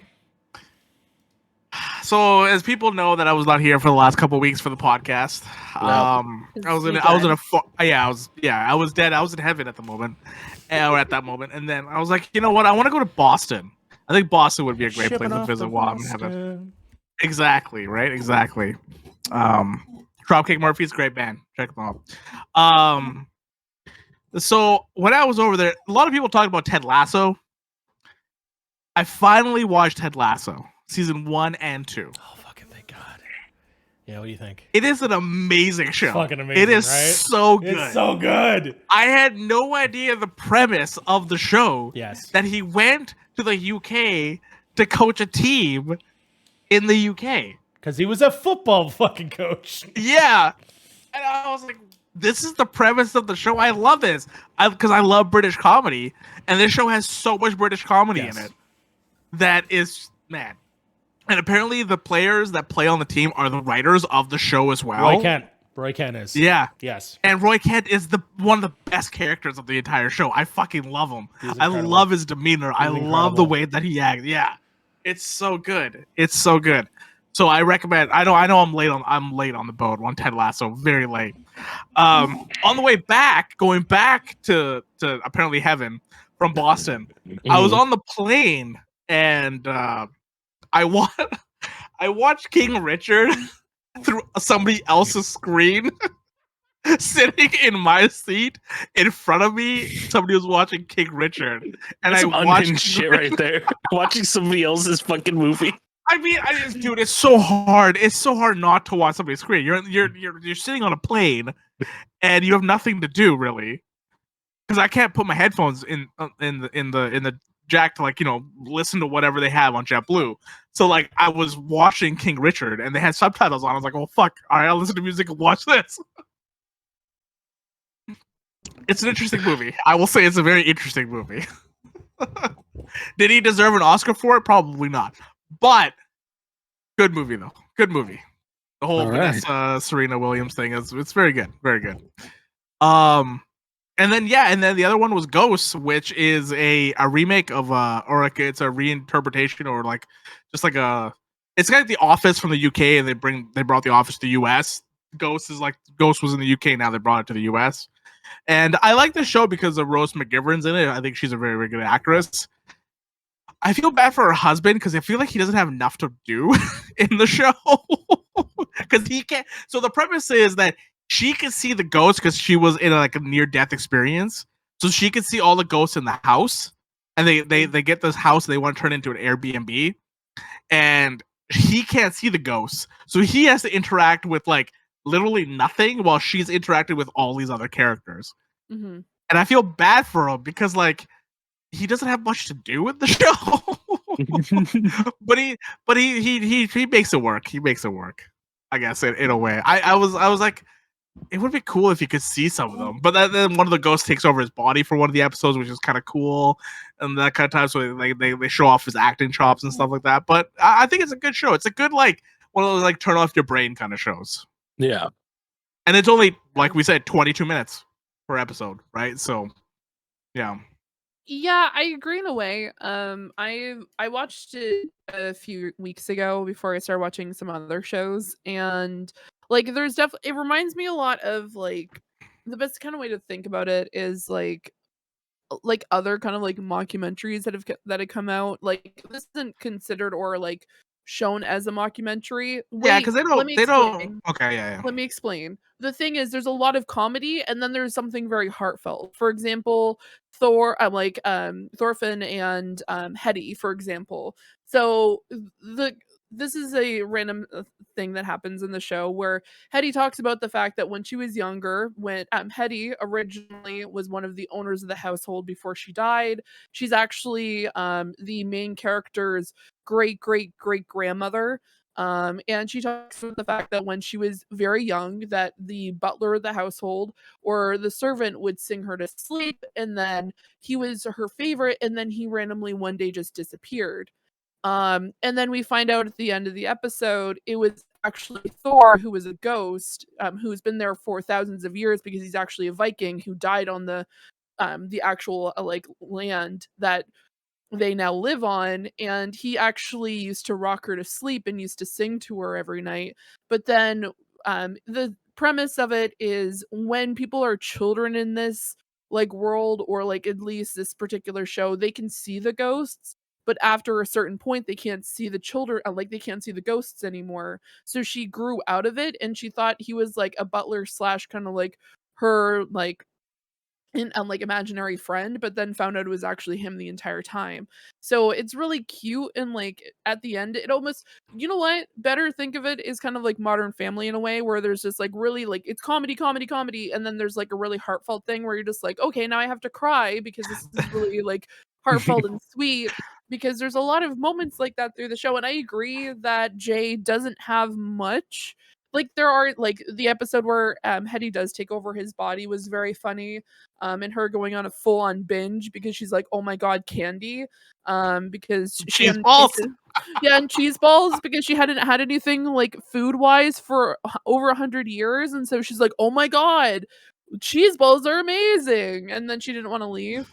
And then there's essentially the typhoid cases, because at one point the house was used for a typhoid hospital in a way. So there's just a bunch of people who died from typhoid who live in the basement, because that's where they kept them. And so it's just a bunch of people who stand there in the dark all the time because everyone turns off the light in the basement, but they can't come there, they just can't come upstairs.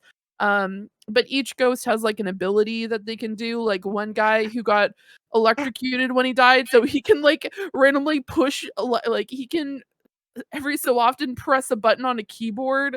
So sometimes when he makes his own Tinder profile. Yeah, and then there's one guy who lived through the War of 1776, and he knows Hamilton, and he just has this vendetta about the fact that Hamilton has a play, because they're she's just you look like a guy that's from Hamilton. He's Hamilton? Why do you mean Hamilton? Alexander Hamilton was an idiot. And he's just he gets so depressed, but then there's one episode where they do some research, and he's just tell them what happened to Hamilton, and it's just Hamilton died in a duel with Burr, and he's just haha, sucker. And he's just they're in purgatory, so they need to go up to heaven or to hell. And the term that they have to go up to heaven is called sucked off. If you get sucked off, you go up to heaven. I like the And show already. They keep repeating it over and over. And it's so good. One of the guys that they find out that they find there, one of his things when he goes through other people is like he makes everybody horny, which is really funny. Everybody just it's really it's a wholesome show. I do agree with that, but like it's not shot in a mockumentary where they don't interview anybody and anything like that. But there is like funny things where like Hetty is like, no woman should know how to vote. Like in her time nobody voted, right? Like she's just like, why is she wearing these things? Why is she voting? Why is she even driving? Yeah, but like it's just funny to see like all those things, and then like they start learning about like their culture and stuff like that. It's very cool. Yeah, and I also with the UK version, because I haven't watched it myself, they actually have ghosts that are like more UK based, because the ghosts aren't the same in both the shows. They have the same premise, but they have different ghosts, because obviously regional wise they wouldn't use the same, because one of the ghosts is essentially we specifically say First Nations, so they are a person who's a descendant of this land, and so he died like 500 years ago, and so he just but he's very he's a storyteller, and so he constantly is just telling everyone stories and stuff like that, but he's just sick of everybody's shit the entire so time. funny. He's just so like, you guys are funny. idiots. And no, and then he just offends like everybody. But yeah, that's ghosts. What is this on? Where can we watch this? It's on Hulu, I think. Peacock. It's on Paramount in Canada. Paramount. That was like 4 different fucking answers. I don't know. I watched it in the States, so I don't know where it is. Oh, okay. That's right. You were stateside. Yeah, it's Paramount. Yeah. So Paramount Plus. My brother has Apple TV Plus, or he has an Apple TV, has all the streaming services on there, so I don't know which one we were on when we started playing it. So I was like, all right, I guess we're just gonna watch this. Yeah. By the way, how'd you like it over here in Boston? You've been to Boston a few times, right? Yeah, one thing that I will never understand. I don't know if I think Fee could attest to this too. There are so many American flags on everybody's house, and I just don't understand why. Because you're in fucking Boston, that's why. It's fucking Boston, I just don't understand why you guys have to have so many American get flags. It either. I don't get it. Isn't Boston one of the 13 colonies? Yeah, but even then, here in Chicago, people do that shit, and I'm like, bro, we get it. We're already in America. You already have the flag up. We mostly have that 5-star fucking flag that everybody touts. Okay, I'm gonna randomly say I was in New York in 2018, and it was very ominous one morning. It was early. Let me set the scene. Early morning. Okay. There's a little bit of fog. Early morning. We go across the bridge. There's a building. Do you know what I fucking see on an the American bridge? flag? A fucking American flag hanging down. Like it's just like, rather than like obviously the standard way, it just like it's massive and it just goes like downwards. Yeah. And I'm like, honestly, I feel like, and this is gonna sound very silly, it's mostly because like Harv and I's experience of stuff like that is from media. So I'm thinking of like The Walking Dead when they go across the bridge in season 1 and there's like the massive flag, but it's like half ripped apart because obviously I think it was a helicopter hit it. And so like for me, I'm just like, oh my god, this we're is in so a fucking weird. apocalyptic now. I think the thing is like coming from Canada, we don't put our Canadian flags out like at all. Like nobody really does. You're in the fucking country. Listen, you get it. Listen. But like listen, this when is you eventually get your eventually get freedom. Eventually get freedom. You know what? You just said a better version of what I was actually gonna say, and I'm gonna leave it there because I could go way worse. While we're calling people out, how dare you say New York without being the New York? All right, you gotta put the York in it. But like so my brother lives in a very suburban area, so like it's very outside kind of type thing. And I think 90% of the houses, including his house, has an American flag. And I was like, every time I go to his thing, I'm just like, this is crazy. This is nuts. Listen, but then I know that I'm in America because like people are very patriotic in America. People are really about What's fucked up about that though is that if you were a Mexican and you put a Mexican flag up there, you usually get fucking shit for it. That's what I mean. Like that's why I don't think my brother has a Canadian flag because I asked him about it. He's like, yeah, we just keep the American flag up. That's really it's the weird irony is it's like, oh yeah, we're showing how our patriotism, but if you show like loyalty to like your own culture, people get mad at that. Listen, at least here, all I'm gonna say because you don't see any Mexican flags up there. All I'm gonna say is never forget. That's all I'm gonna say. Never forget. Yeah, and then there's a lot of what was the something that's like bleed blue flags. A lot of those flags were up there too. Fuck that one. A lot of flags. Fuck that one. I got a neighbor across the street who literally has their own fucking flagpole. That's how like they put out a bronze fucking soldier every time it's 4th of July. Like these people are on that shit, and they got that flag up there. I'm just like, you guys are just. So that's one thing. I'm gonna shit on that guy's lawn one day. I'm gonna let you know. That's one thing. That's one thing, which I always find weird. What are you gonna say? I was gonna do a segue, but you continue. Yeah. The other thing was the humidity, which I don't understand how you guys even live in this humidity. I love it. I hate it. I'm dying. I wish air conditioning just was with me the entire time that I'm outside. Because I went for a walk and I came back just fucking drenched in sweat. I was like, all right. And I do that here, it's fucking fine. I can just go out and go for a walk, Well, just put your get head a little outside. sweat, Yeah, like my window's open right now. It's very nice. Actually, how is it right now? Let me see. Damn, it's hot shit outside. I enjoy, like, the thing is, like, coming from Canada, I actually, for the most part, enjoy America just like visiting wise, because it's kind of like an interesting culture shock in a way, especially going to the East Coast.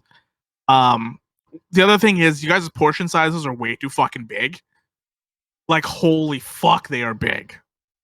And I do not understand why they have to be that big. Look, okay, because when I order a $9 sandwich, I expect 4 different types of meat stacked and stacked and stacked on top of each other with 5 different cheeses. Maybe some fucking mayonnaise somewhere in there if they can even fit it on the goddamn thing. But if I'm spending over $1 on anything, it better be big. It better be Texas big, god damn it. That's the American way here. That's right. God damn it. And then half of it goes into the garbage because I can't eat half of it. Exactly. It's mainly so we have leftovers later, honestly. Freedom, baby. Freedom. I enjoy going to the States. I like going there to visit and stuff like that.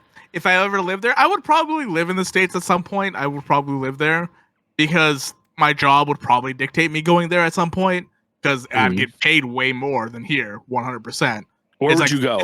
It's like a 50% pay increase if I went to the States than living here. Where would I go? I'd probably go East Coast. I'd probably go East Coast. Good choice. No. Good choice. Yeah. Good, No. good choice. But, Wow, rude. I would like to stay West Coast if I could live in Seattle. Look, If I could live in You've done it on the Seattle, West Coast for. because I'm from the East Coast. What do you want from me? Because them the filthy, Maritimes, you don't count. it's them filthy leftists. Those damn filthy leftists over there on the West Coast. Yeah, those West Coast peoples. If I could stay in Seattle, I would love that, because I don't want to go to like California. That's the last place I really want to go to. So There's a lot of places that are better than Seattle that aren't in California over here, my dude. no, I know. There's like That's Portland, like Oregon, and stuff like that too. That I wouldn't mind going, but like my jobs just don't dictate myself going there. That's the problem. Harv, you gonna go Like, hang I out with feel those like- crazy hippies over there in Seattle and Portland? You sure about that, Harv? Is this your persona? Is this your persona right now? Is this me American stealing- Mario? This is me stealing Hassan's American Yeah, accent. it's Frank. It's fucking Frank. Oh my You know? god. That's right.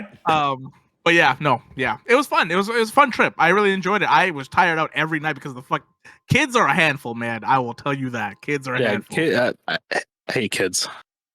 Can't stand them. But Alright. anyway, Fee.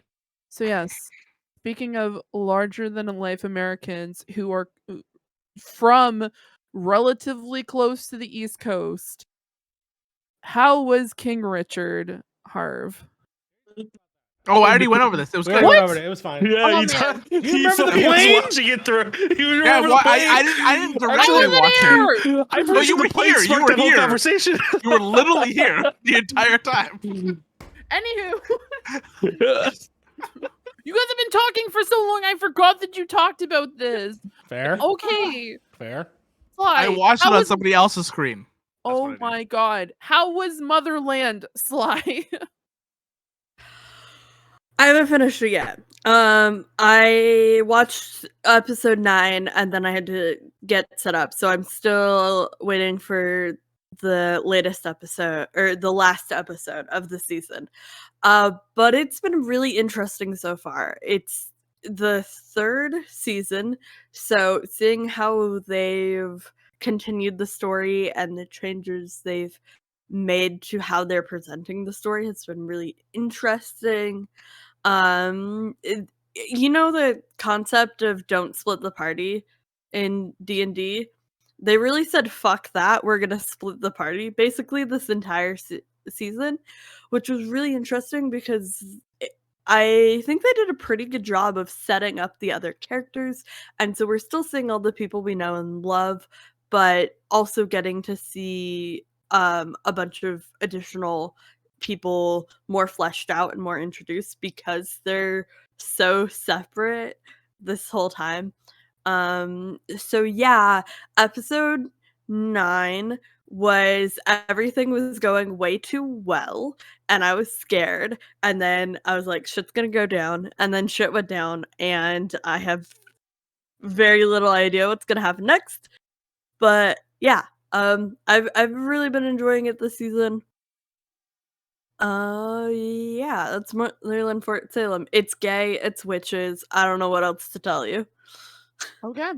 All right. Nice. Sweet. I haven't heard of it, so I'll definitely have to check it out. I'm gonna be quick about mine. I watched the majority of Spy X Family. If you are not familiar with it, it is a very anticipated anime that came out this year. It was animated by Wit Studio and Cloverworks. If you're not familiar with Wit Studios, Wit Studios did the first 3 seasons of Attack on Titan, and is a phenomenal studio. And they brought this very, like, honestly infamous manga that was started release I think in 2019 2018, and has become essentially a massive fan favorite. It is about a main character who is known for being a international, like, super spy, and known as Twilight, who is known for having 1,000 faces. No one knows what he looks like except for the people who work in direct contact with him, which is like one person. And the entire premise is he has to gain a family to be able to infiltrate the specific school, because his next hit only specifically goes to parties with this particular school, and obviously to do that he would need a family. So he gains a family by adopting a young girl who's actually telepathic and can hear all of his thoughts, but she never tells him that. And so she constantly hears him talking about, like, thinking about all the men he's killed, and the fact that if she messes up that he's going to, like, essentially be like what will happen to him and what will happen to everybody. And then he marries a woman who's actually a very infamous assassin, who they don't, none of them except for her know who everyone is.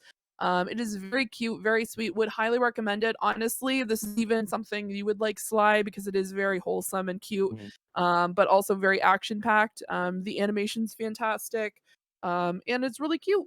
Would highly recommend it. It is very, very well done.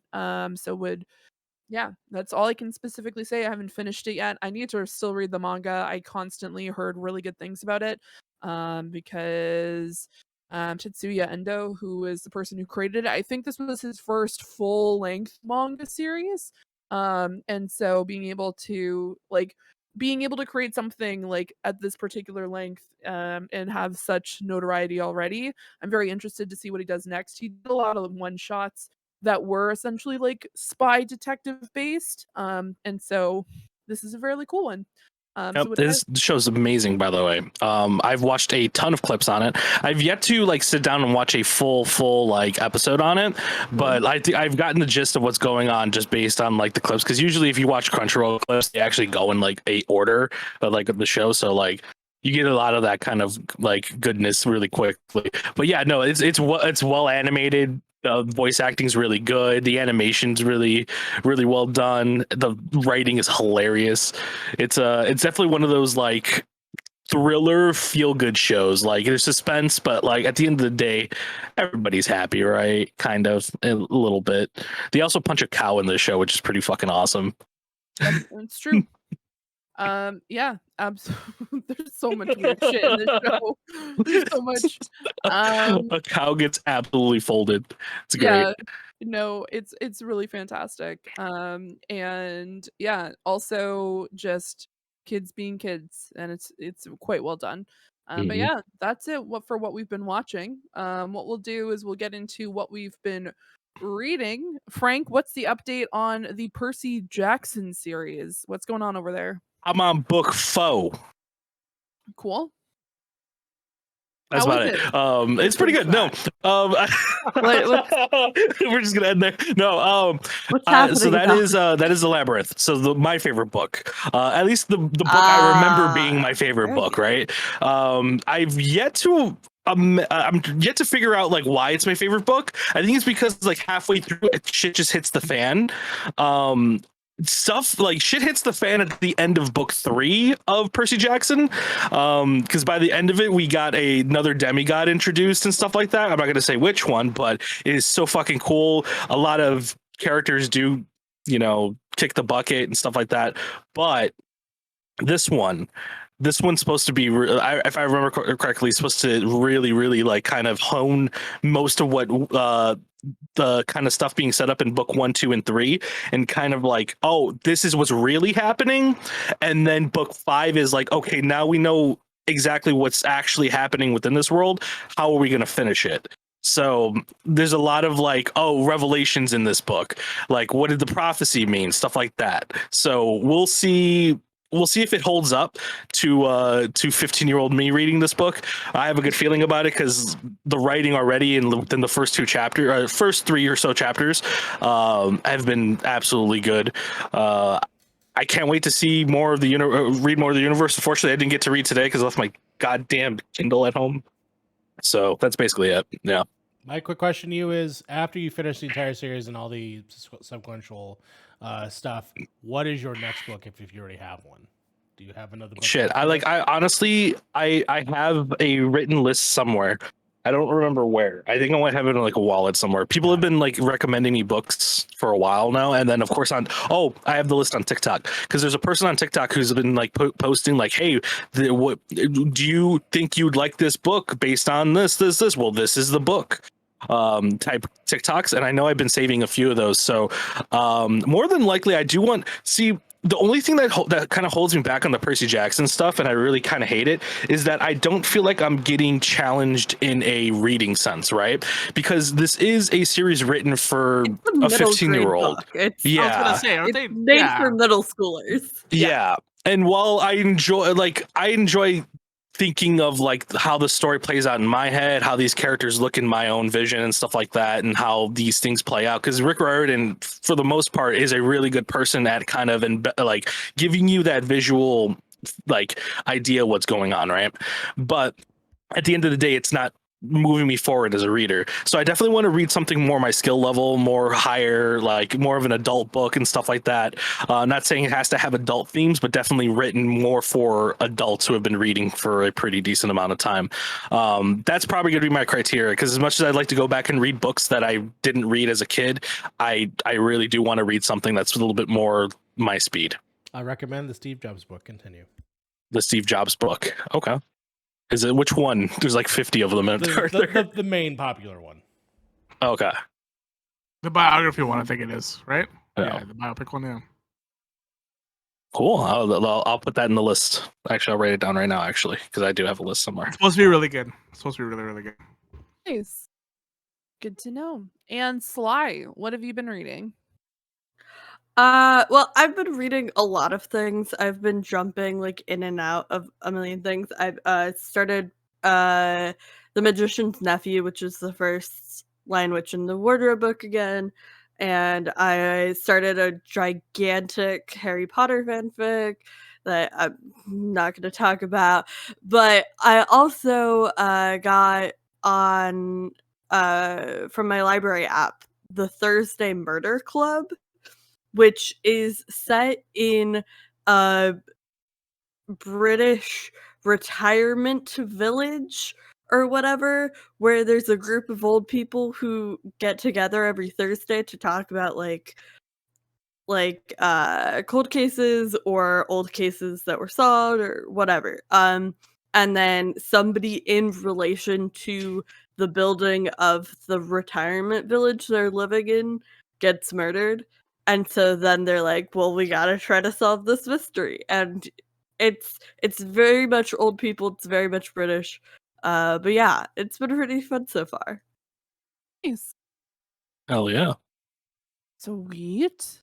I'll have to check that out too. I'm trying to catch up with like just a bunch of books. And as we all know, segueing myself into my own, I have been listening to the Sandman. Bring me a dream. Yeah, that's we've lost slide. They muted their camera. That's fine. Oh yeah, cool. Mhm. So I've been listening to the Sandman, and it is Every time you say that, I think of Metallica. And he's thinking of Metallica. I'm thinking of the fucking OG Sandman song. That's why I'm like, the Sandman, bring me a dream. I mean, they do sing that in the series. They do. They have to. They're basically contractually obligated to. Yeah. You know what I mean? And it's getting me very hyped to actually go in and watch this series. I'm really happy that I went and Before it gets listened canceled. to it first. Well, it already got renewed. I thought it already got it's already in the process of getting renewed for season 2. It doesn't have enough yet, and we don't know if it's going to get renewed yet. So, oh my god. So anyway, continuing on with the series that I'm enjoying currently, and not hearing the naysayers in the fucking like lobby here. I want all of this to survive. Well, oh my god. Anyway, continuing on with what I'm talking about. So I've been listening to that, and it's the theatrical version where it's a star-studded cast, and it is very intense. I like the fact that Neil's actually the narrator in the series, so when there is a narration part, he is the one to narrate, unless there are other specific scenes where other characters are going to be narrating, which I'm not going to obviously spoil or go into that. But it's really, really well done. And I've been really excited and also interested with the fact that a lot of what I've already listened to episode wise with the audiobook is actually what they do in the show. I did some licensing, like, or creative licensing specifically to deal with certain scenes. I'm not going to go into any detail. Mario and I have talked about this, and once I actually watch the show, we'll have essentially a spoiler cast. But I'm just going to specifically say the episode name. The Netflix show version is 24/7. The audiobook episode is called 24 Hours, and that is probably one of the most disturbing things I've ever listened to. As an audiobook listener, mostly because they did have sounds included, which is fantastic. Hell yeah, let's go. It is a theatrical version, so there is noises included. And Neil Gaiman also known for, these are not children's books or children specific expo, like, whoo, so there's some things, and so it's really, I wasn't like, I was excited for the Sandman before, but I am definitely very like, once I finish the audiobook, which I think I have about 4 hours left. Usually, like, I will be honest, when I'm listening to an audiobook, I will usually put it to a faster speed. Right now I have it at the standard 1x speed. Sometimes I'll listen to audiobooks from like 1.5 to even 2 times speed, just so I can get through it a little bit faster, just because I want to. But with everyone, with all the different voices, the sounds, the music, and everything, I've set it to just 1x. So I have 4 hours left. I just finished up the Dollhouse. And so that is that one. I'm right now on the Collectors, which I am midway through that, and the conversations that have already happened, I am very interested to see what's going on. because that's not just any old auction, my dudes. So yeah, very excited. Mario and I have talked about the show and the audio, like the audiobook differences. I think you mentioned that you've read the comics, Mario. Yeah, I read the first 4 books, which is Prelude, Nocturnes, the second book, which I can't remember, and the Dollhouse, and then the one after that as well. Very good stuff. Very happy that you're getting into Sandman in some fashion, and I hope that the show, at the very least, tempers your expectation, obviously, because it's not going to have the same imagination, but it still is a good, worthy adaptation of the story, as well as the audiobook is a worthy adaptation of the story. Because this is a older series, and I'm happy that more people are getting to see it again and see it in a different way. And yeah, it's awesome that we just have conversations about it and have a good time. Absolutely. I am very excited to talk about it more because there's a lot to unpack there. But also I do plan on listening to more New Game and stuff afterwards. Good Omens is I started watching that show, which was fantastic, but knowing that he's the one who created the series, I want to go in and actually listen to that. And obviously American Gods, because I've seen, like, that's always been a show that I've wanted to watch, but I knew that I had to spend all my attention to watch it, because there are a lot of things that happen. And so I want to actually go through and watch. Probably I'll go with American Gods probably first. I tried that show. I won't lie to you. I did find it a little inaccessible, but it may vary for sure.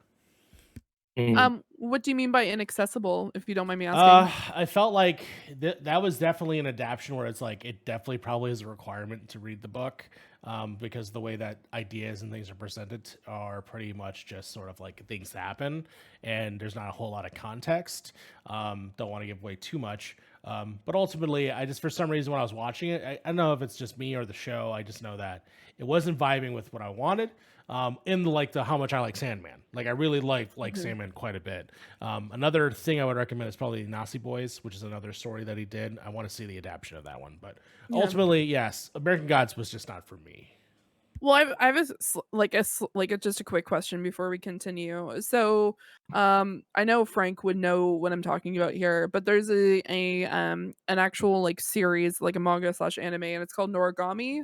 And so essentially the premise of the show is, and the manga, that there are gods, or like there's like essentially like lesser known gods, but the more people who like pray to said gods or utilize them more often, they're more powerful. And then there's like the lesser gods, because as as if you know, Japan has tons. And so there's always like different shrines specifically to different ones. And so that's what happens in Noragami. So the premise is one of the main characters is once a mighty god is now he's a lesser god for sure. And I was wondering if that was the same way with American Gods, because I know there was some conversations like what I've seen in trailers before, where there's conversations of like, if no one like looks for me or like pray or at least like utilizes me anymore, I'm going to be removed out of existence. It has a similar premise in terms of it being about that. Like there are gods that are like new, like the internet is a god, like something like that. Like I think that's something that they explore in the show for sure. Gotcha. Cool. Yeah. Interesting. Very good to know. All right. So that is it for what we've been reading, and what we've been listening to. Sly, what have you been listening to? So the past couple weeks I've been driving a lot. I went to Portland 2 weeks ago and I went to Seattle, rented last week or whatever. And every time I go on like an extended drive, I listen to the Valence podcast, which it's an audio drama. It's like low fantasy magic, discussing like themes of like data privacy and government regulation and all that stuff. Very good. 2 seasons are out. There's a 3rd season that apparently is about a road trip, because every time I tweet about listening to Valence on a road trip, whoever's running their show account gets very excited to inform me that season 3 is about a road trip. It's like one of my favorite audio dramas. And I think I've mentioned it on the show before, but for anybody new or whatever, who hasn't heard me talk about it, it's really amazing. It's like one of my favorite shows. So if that sounds like your dream, check it out. Nice.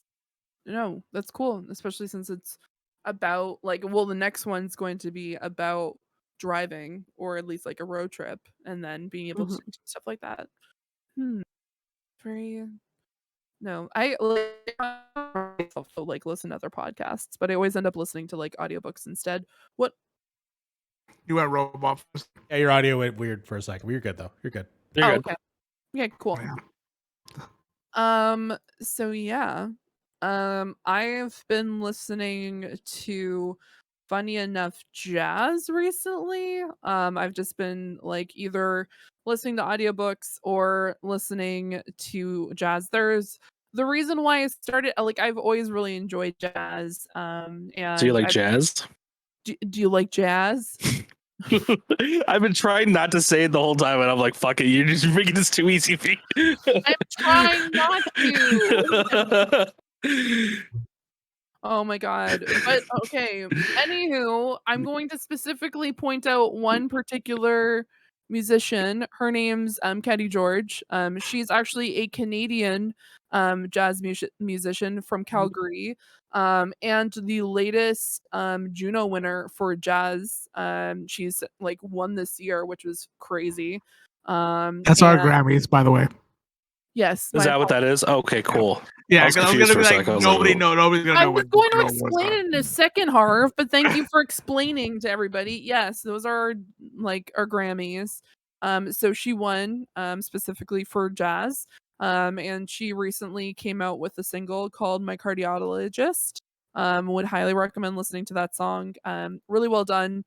She also has some specifically I guess some lessons and talks about how to transcribe jazz and how to render it on YouTube. Would highly recommend it. Really good. Really chill. I thought it was really cool. She just randomly showed up on my For You page one day. And I've been listening to her pretty consistently. So hopefully, I know she's currently on some sort of tour currently. So hopefully she comes to Nova Scotia and doesn't just stop in Montreal and think that's the East Coast. I don't think that's what she would do. But essentially every freaking artist does that, where they'll just be like, we went to Montreal and then that's it. I mean, Toronto. Montreal's more east though, so that's why it's a little bit more like that. Yeah, Toronto's more west than Montreal. I just noticed complaints about people only going to Toronto when they're touring. 100%, because Toronto is one of the Toronto is if you don't know Montreal, Toronto is where they go, and that's it. That is, they'll either go Vancouver, Toronto, and that's it. What about Saskatchewan? If they add another show to their thing, it'll be Montreal. Those are the only 3 places that people go to. You want to know who's coming in a few months though? But also because he's Canadian, Michael Bublé. He's coming to Halifax. Oh yeah, well yeah, Michael Bublé goes everywhere though. That's yeah, where does Saskatchewan fit in this? You mean Regina? Do you know where? Yeah, it'd be Regina, yeah. Or Saskatoon. One of the two. What the hell? Wait, was the words that just came out of your mouth? Can you say it again? Saskatoon. Saskatoon? Yeah, bro, what the fuck is Saskatoon? It's a city in Saskatchewan. Oh my god. When we it's better than Regina. Saskatoon. Oh my god. The next time we have a Canadian podcast, what I'm gonna do is I'm gonna come up with a list of Canadian cities, and I'm gonna get specifically Frank on the show for one section, and it's gonna be Frank pronounce this? There's two that there's one called Moose Jaw, which is in Alberta. Okay, that's Moose not too Jaw. Crazy. Yeah. That's the other. I'm waiting for that Kevin Smith movie. The other one, Fee, that is by you. It's in Nova Scotia. It's Licka. What is it called? Like a what? Lick a tree or something like that. I know. I've heard this. Lick a before. nuts. Lick a chick. Lick a chick. Got There we him. go. Yeah, Yeah. lick a chick. Yeah. Yeah. Lick a chick is another one. Oh yeah, no, there's some crazy yeah, like I would, you know what? I'm going to specifically type out one name right now. This is going to be like a teaser, everybody, for a Canadian episode. And I'm going to try to ask you to specifically pronounce this. And Harv, you are not allowed to give him any pointers on this one. So All right. there you go. How do you pronounce that? Muscota At bit. least put it in Twitch chat. Oh Yeah, no, only Muscota two. boy. Muscota boy Harbor. Musquado boy. Mosquito butt. Butt. Mosquito boot. Boot? Did you put a boot in there? Boy, mosquito boy. Musco, I don't know, fuck it, dude. I already ordering give up. Taco What the Bell. hell is this? I ordered some McDonald's. It's Musquodoboit Harbor. What the fuck? Yeah, you're welcome. Anyway, so that's Okay, You know what? I don't need blame y'all you. to try to pronounce Washington City. What the fuck was that? How do you think this is said? Where? Did anybody hear that? It's in general. How do you say that? Secum? Sekium? Seam? Succumb? Is it in Succumb? Secum. Swim. Swim. What? Swim. Swim? Okay, you know what? Also, fuck whoever said that, because that is not what that word says. See, this is what I mean. Like Okay, I here's get. the thing. It's so many cities in Washington, especially, are like they're Are they First Nations? Like, settler bastardizations Got it. of Yeah. indigenous words. got it. So We should This probably. is Is it Swim. possible you put these words on the screen for these? I just realized I can't see. I it. put them in the chat. All right, cool. Yeah, dude, what is this? I was taught by a very awesome commercial called Hooked on Phonics. Okay, and they tell you to phonetically read out the word. Yes, That is yes. not the word. When you see Oh. the word, you think of something that's what it should be pronounced as. But like it's just Oh my god. Well, weird, I right? feel It's like weird. if we continue, guys, I feel as though if we continue with this, we're all going to get ourselves canceled. And this is a great segue to our patch notes. That was where Mario. I'm gonna give the fucking stage to Mario because this man has some pent up rage. And it is called "Why Is Everything Canceled?" By Mario Rivera. Please take the stage.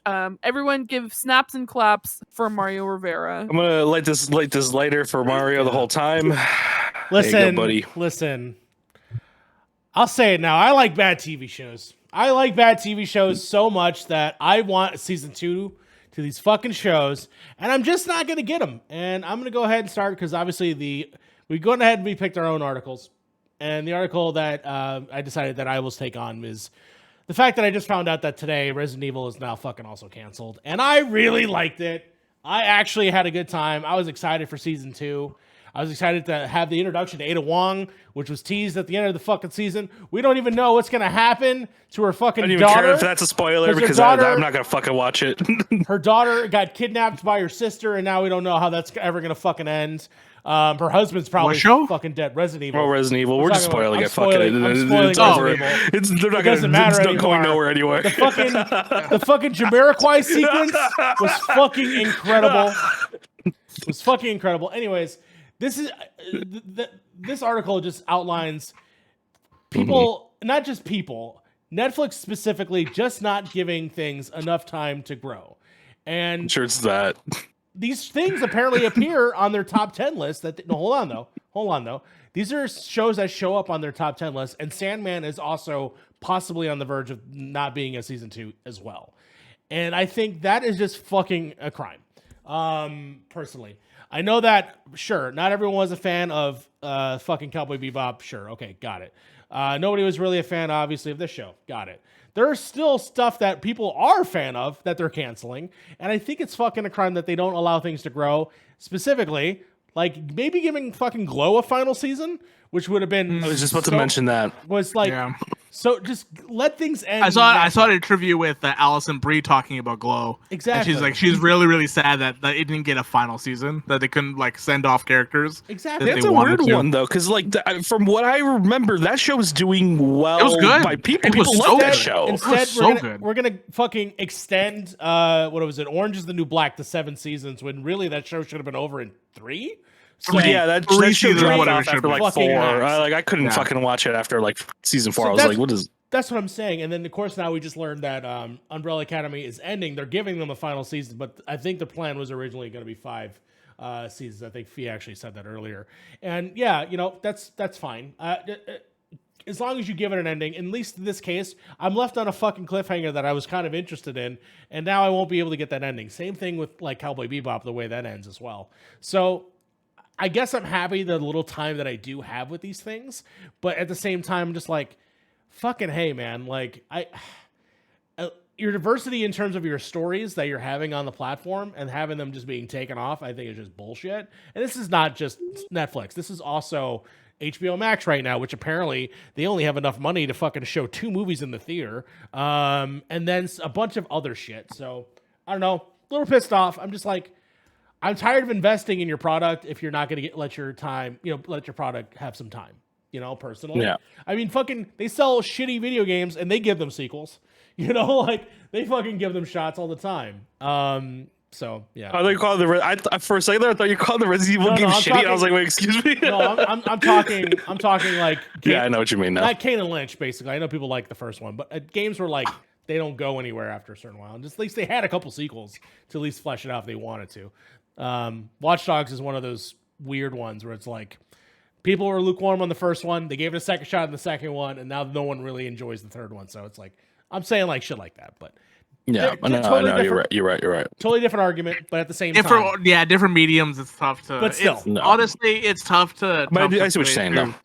Yeah, it's tough to put it into like perspective of like when it comes to shows and stuff like that, because like streaming services have always kind of put like a gray area when it comes to TV shows, because like we don't know how many people watch these shows, right? Like we don't know how many people watch Resident Evil. We don't, but they put them on their top 10 list, showing like, hey, must be but doing what well. does that mean? What is the top? Yeah. What does it fucking? You're right, Harv. What the fuck does it mean if it's not successful? What does the top 10 just means like these are the shows that we want people to watch, or is it the most popular? It's the most popular shows. That's what the top 10 list is. Do we know that though? That's what it's for. That's exactly what it's for.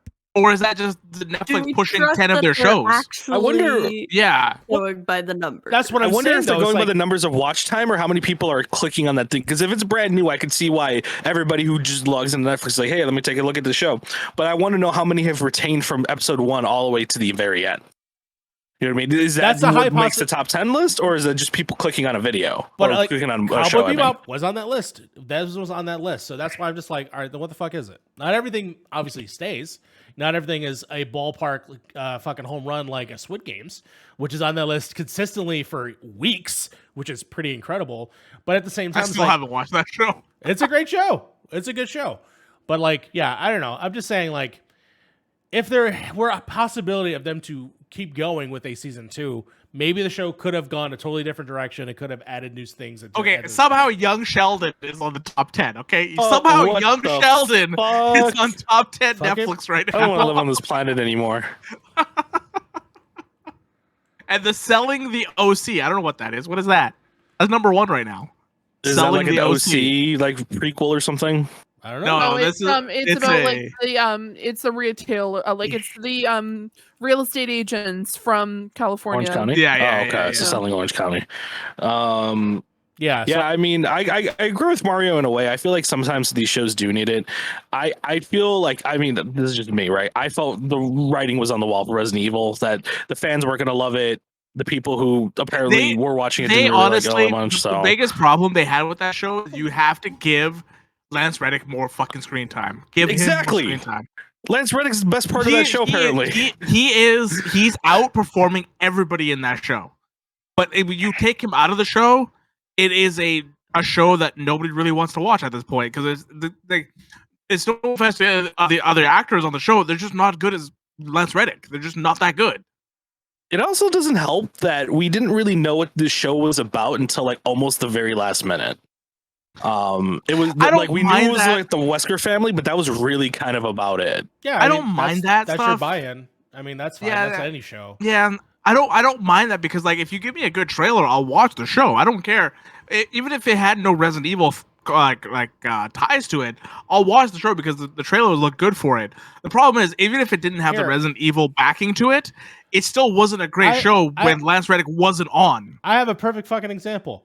One of my favorite books is Lock and Key. It has 3 fucking seasons. I've only watched season 1. Any of us fucking even heard anything about that show ever on social media? Because we're people. I'll be honest with you. I thought the show was canceled a long time ago. Isn't that the Halifax show? I thought it. Oh, yes, you're muted. You're muted. And I swear to God, I got hyped for the first season, and then I completely forgot it even fucking existed. It's still around. There's literally I don't even see it on Netflix. It doesn't even show up. Okay. I didn't even know we're 3 seasons deep. What the fuck? I just want to say that have any of you, because I realize that I'm coming to an age where for some reason Netflix thinks like, hey, you're a woman, and you would probably really enjoy this show called Virgin River. Have any of you specifically heard of it at all? Because I'm honestly trying to figure out what this is about. Virgin River? Okay, can we all try to guess what this show's about? Really? I will. Okay, I watched the first 4 episodes of season 1. I will tell you if you're on the right track. Okay, wait. Right, cool. Is this a documentary or no? No, it is It's a drama show. It's a drama. It's a romance drama. Okay. I'm gonna take my crack at it. It's about Jesus people. No, It's about being a virgin. It's about being a virgin within the Jesus people community. I mean, Yeah, I feel like it's a show about how virgins are put on a pedestal, and then people have to like buy them, and like Would you you have say to like buy go them? that way. Yeah, because I don't know, people do that. Yeah, I guess. Yeah, I mean, you're not wrong. I wasn't expecting that. I'm sorry. I just want to specifically say a show that none of you heard of before. Virgin River season 4. It's on there. I see it right there. Okay, and you think that none of you would have heard about it? Mario, what do you think the show's about? Oh, you're muted. What is the picture of it? Was it? No, there's no pitch. You're on the name of a Virgin River season 4. What do you think this show's about?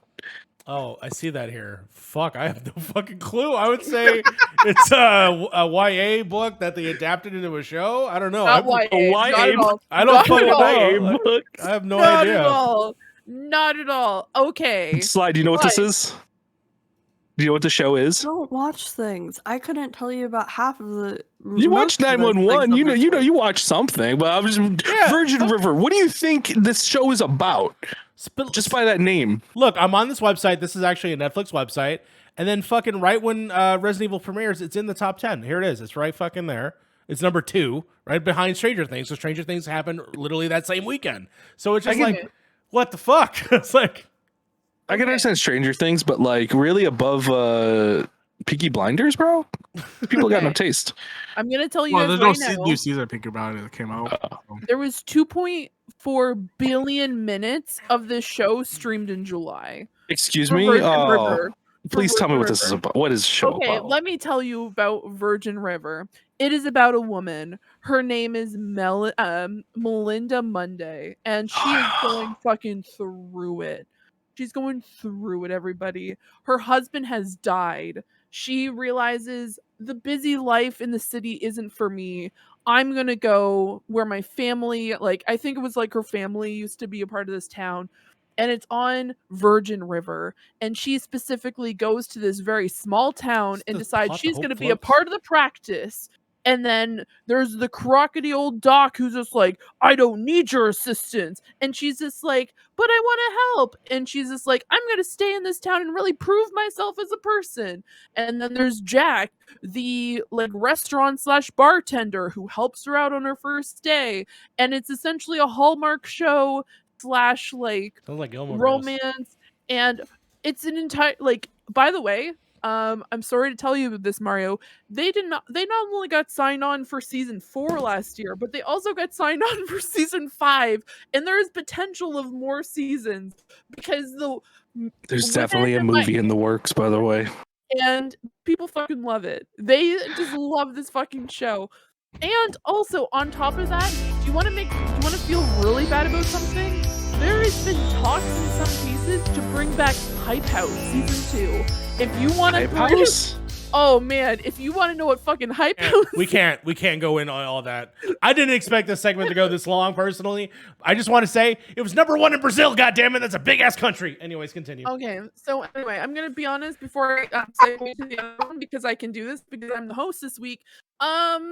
Resident Evil looked like a trash fire, and it was meant to last one season. So yeah, I can't even be on your side, Mario, because it was a trash fire show.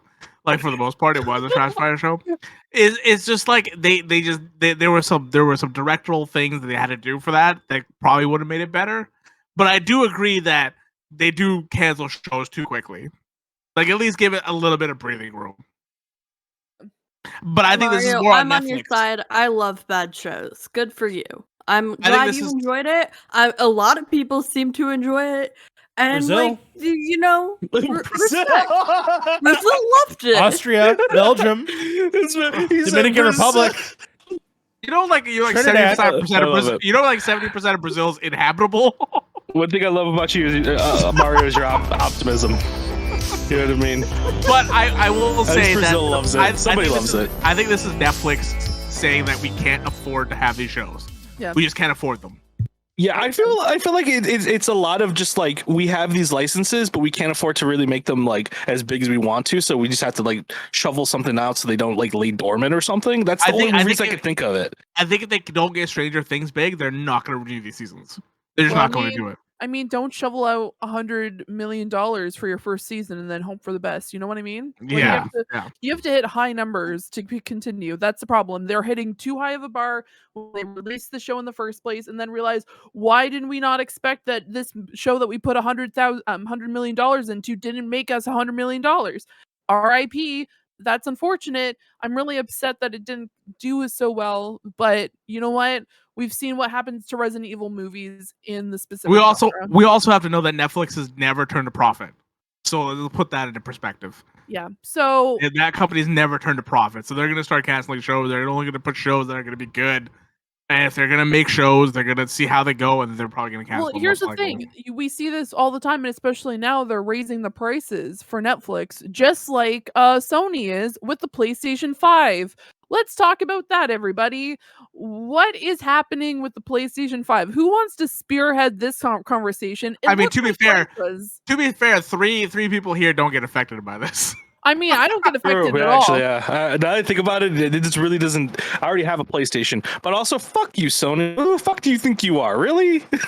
But anyway, I'm gonna go grab my McDonald's really quick. I'll be right back. Oh my god. So yeah, long story short, everybody, the PlayStation 5 is increasing the price, even though it's still difficult and you have to like essentially sacrifice to somebody to get one of these fucking consoles. They are now raising the price before some people are even able to get it. So yeah, I don't know what to tell you. I'm glad I got mine when I did. Me too. Me as well. You know, go America.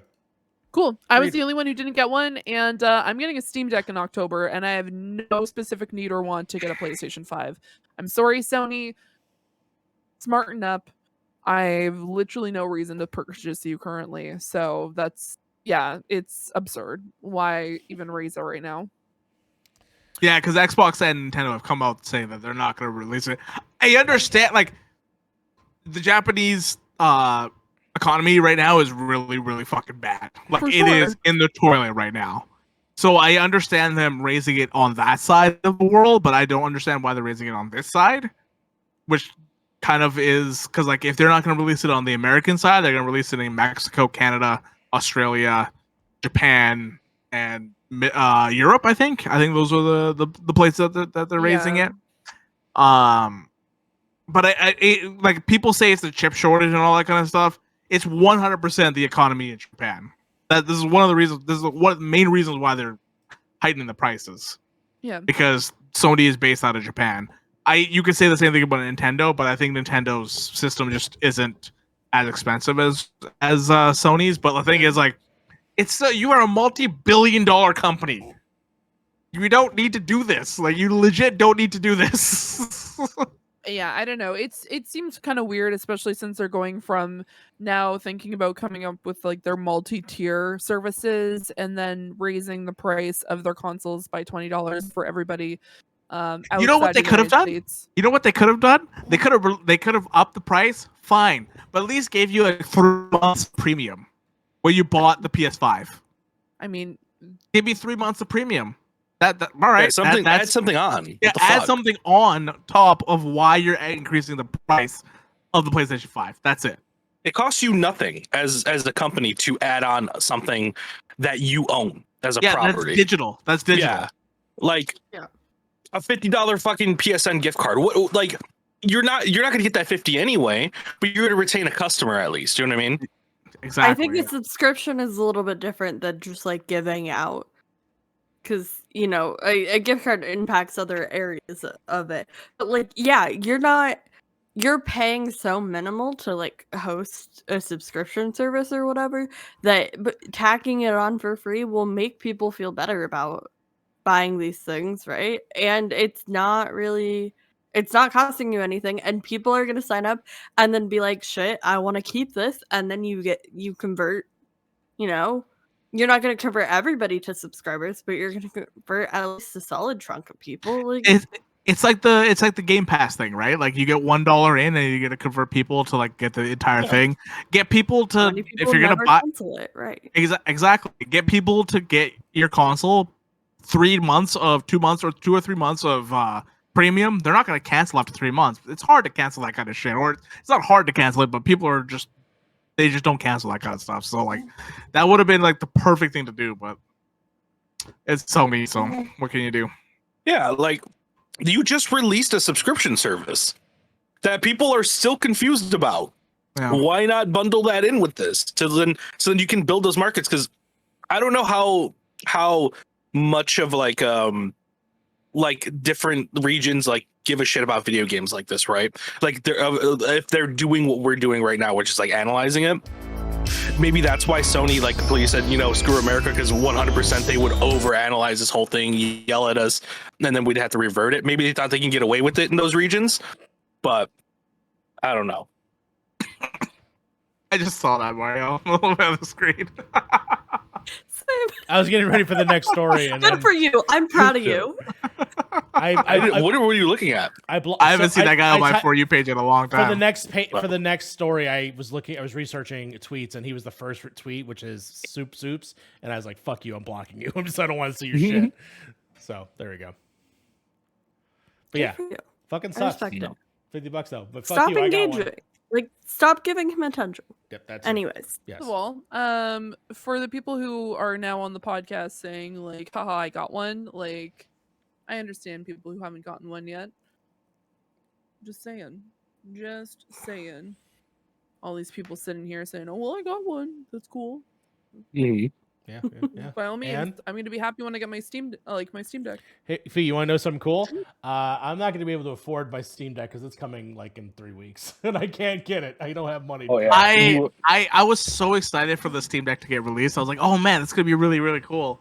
And then I remember I never fucking used my Switch.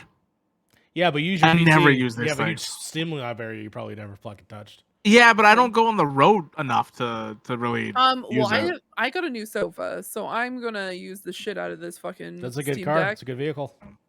And then, I mean, also, what would you be doing in a vehicle? Like, Harv, if you're the one driving, no, if I was going on the bus, fucking do both. No. If I was gonna go, love for you to take me. Honestly, this thing is big enough to be like a fucking steering wheel itself. Like maybe if you put an attachment right here and just drive with it. Well, you know who's gonna steer the wheel straight. Am I right? Oh god. Oh god, that's horrendous. Okay, anyway, so last specific story of the night is Slies. What's up, Sly? I have two quick things. The first thing is that's not what I was going to talk about. Oh, balls, go ahead. The first thing is apparently WandaVision was the first Marvel television show ever. Breaking news. It's not like there were like 7 other shows before it. Everybody's talking about the Fantastic Four whatever and calling WandaVision the first of the Marvel shows. So that's fun. And then the second people are saying there's a new Kevin Feige figure at DC. He's in final talks to take over DC Film and Television or whatever. His name's Dan Lin. But yeah, another dude to wear a baseball hat and talk about shaping their female characters poorly. So yay, go DC. There we Wait, what go. happened? Dan Lin is taking over the foreseeable future, any projects going forward for the DC universe. So hopefully there is a Kevin Feige figure that will direct the ship going forward. Maybe. Oh, well, actually, like, Yeah. Okay. So I'll believe it when I fucking see it. we've been told this story before. Remember when Jeff Johns was supposed to be Kevin Feige? Fuck me, man. I'm old enough to remember. Jim Lee was supposed to be Kevin Feige? Oh, man. DC, what are you guys doing? DC, more like DC, these nuts. You know what I'm saying? Got him. No, this has been the podcast. Thank you, everyone who's joined us this evening. We're going to talk about where everyone can find us on the interwebs. Starting off with the most active person on social media on our podcast, bar none, has so much going on the internet. It's absolutely bonkers. Frank, what have you been? Where can people find you? You can find me on the internet where I do stuff on the internet because I'm famous. I'm internet famous. I have so many followers you don't believe. I have so many alt accounts. I'm basically 5 different people. I'm basically the dude from Split at this point, but the internet version. No, joking aside, you can find me on TikTok at the Frank GV, where I've been posting just random clips. I've been experimenting with how to make videos on TikTok look cool, and I've been like messing with some FPS games, and I think it looks really nice on a phone. It looks really shitty on a computer, but really looks nice on a phone. And then you can find me on Twitter, where I'm talking that mad shit about video games, being right about Saints Row being dog trash, and that's basically about it. And obviously here at Point in Progress with these lovely people every week. Yeah, that's basically all I am. Nice. Thank you for sharing. I'm really happy that you were able to take time from your internet fame to do the podcast this evening. Thank you, Frank. Really appreciate it. And like super great. Anyway, so the person who has never used the internet before in his life, Mario, where can people find you? Mario's a fucking boomer who's never touched the internet. You know what's funny? When I got my Twitter account back, the first thing it says was, "Oh, I'm going to be insufferable all week because I'm so fucking happy to have this fucking clout back." Yes, you can find me at that Mario Rivera. That Mario Rivera is back up and running. You can find me there. You can also find me over at the Point in Progress soon, hopefully for season 2 for MC University. We're still banging some episodes. I'm very excited. Hopefully this weekend, see if we get that going. And yeah, just overall, just being insufferable on the internet. Fantastic. That's great to hear. And from the British man himself, Harv, where can people find you on the internet? Or Clive, my apologies. If you're going to actually talk to us. Bring that real accent out, Clyde. You can Oi, stop being an actor today. Bruv! Read the Sex I Pistols? would What the fucking fuck? laugh. I would laugh if Harv came on the podcast and just say straight up, there's Cockney accent right out the gate. God, I'm gonna do one of these podcasts with just the English accent, just English accent. I've heard And your you English guys accent, so this is gonna be. I want us to this is gonna be great. Berenstein Bears Kyle Stevenson real bad. Yeah, you will have to you think Mario's gonna be insufferable. I'm gonna be insufferable with that English accent at some point. Okay. Honestly, this week has just been I've just been trying to get back into the swing of things, but you can find me here at Point in Progress. Yeah. Awesome. Thank you. And Sly, where can people find you? Fucking A. You can find me again on TikTok Live every Thursday night because I got reinstated for live with JJ talking about all things not gay because apparently I'm not allowed to say that word on TikTok Live. Waiting for all the 911 stuff to come back, and also planning out a hypothetical podcast for our friends to force upon them, which is what we did last night. It was a great time. You can find me on We'll Throw the After Party every Saturday night, talking all things Only Murders finale tomorrow and She-Hulk, very exciting. And you can find me on NC University with that Mario Rivera, where I am experiencing all the non-MCU Marvel movies for the first time. And oh boy, is it a time and a half. Okay, we I know we talked about this before. We still need to make a shirt, right? Are we gonna make the Dare shirt? We have to make the Dare shirt, but we need someone to draw it. I'll draw what I think it should look like, and I'll send it to Fee. Because I think we all have the same vision, right? Yes. Like the Dare logo, but like Harv getting chased by a fucking bear. Chased by a bear. Yeah, but it just says. Would you like to, or would you like not to be holding a joint because you were high at that point? No. No. I like being chased by a bear. It's fun. That's a quote. Yeah. Okay. All right. Well, there's that. And you can find me on the internet. Not being this weird. Not being chased by a bear. Not being chased by a bear or cannibal in the woods. What? If you don't understand that, you asked our conversation before the podcast about Shia LaBeouf. Yeah, you can find me on, speaking of Stadia, hopefully this week, fingers crossed. And also you can find me at Fantasy in Progress, where we talk about Final Fantasy 14. Really excited to bring that back. And also some other things on Point in Progress, because by the time I actually finish watching Sandman, definitely want to do a spoiler cast with Mario. And probably since we're getting into the cool spooky season, I'm probably going to start playing some detective games on my Twitch channel over at twitch.tv/Noranix. So definitely check me out there. But yeah, awesome. Thanks again, everybody, for joining us this evening. Or whenever you're listening to this podcast, you might be listening to this on YouTube in a month. Who knows? You might be listening to this on Spotify, iTunes Music, whatever that might be. Thank you once again. You guys are fantastic. We really appreciate you. Make sure to follow us over on Twitter at twitter.com/pointinprogress. Check us out on YouTube if you're not watching this, or I guess watching this at this point, over at youtube.com/pointinprogress. Just check us out online. And we look forward to hanging out with you next week. And progress has been made.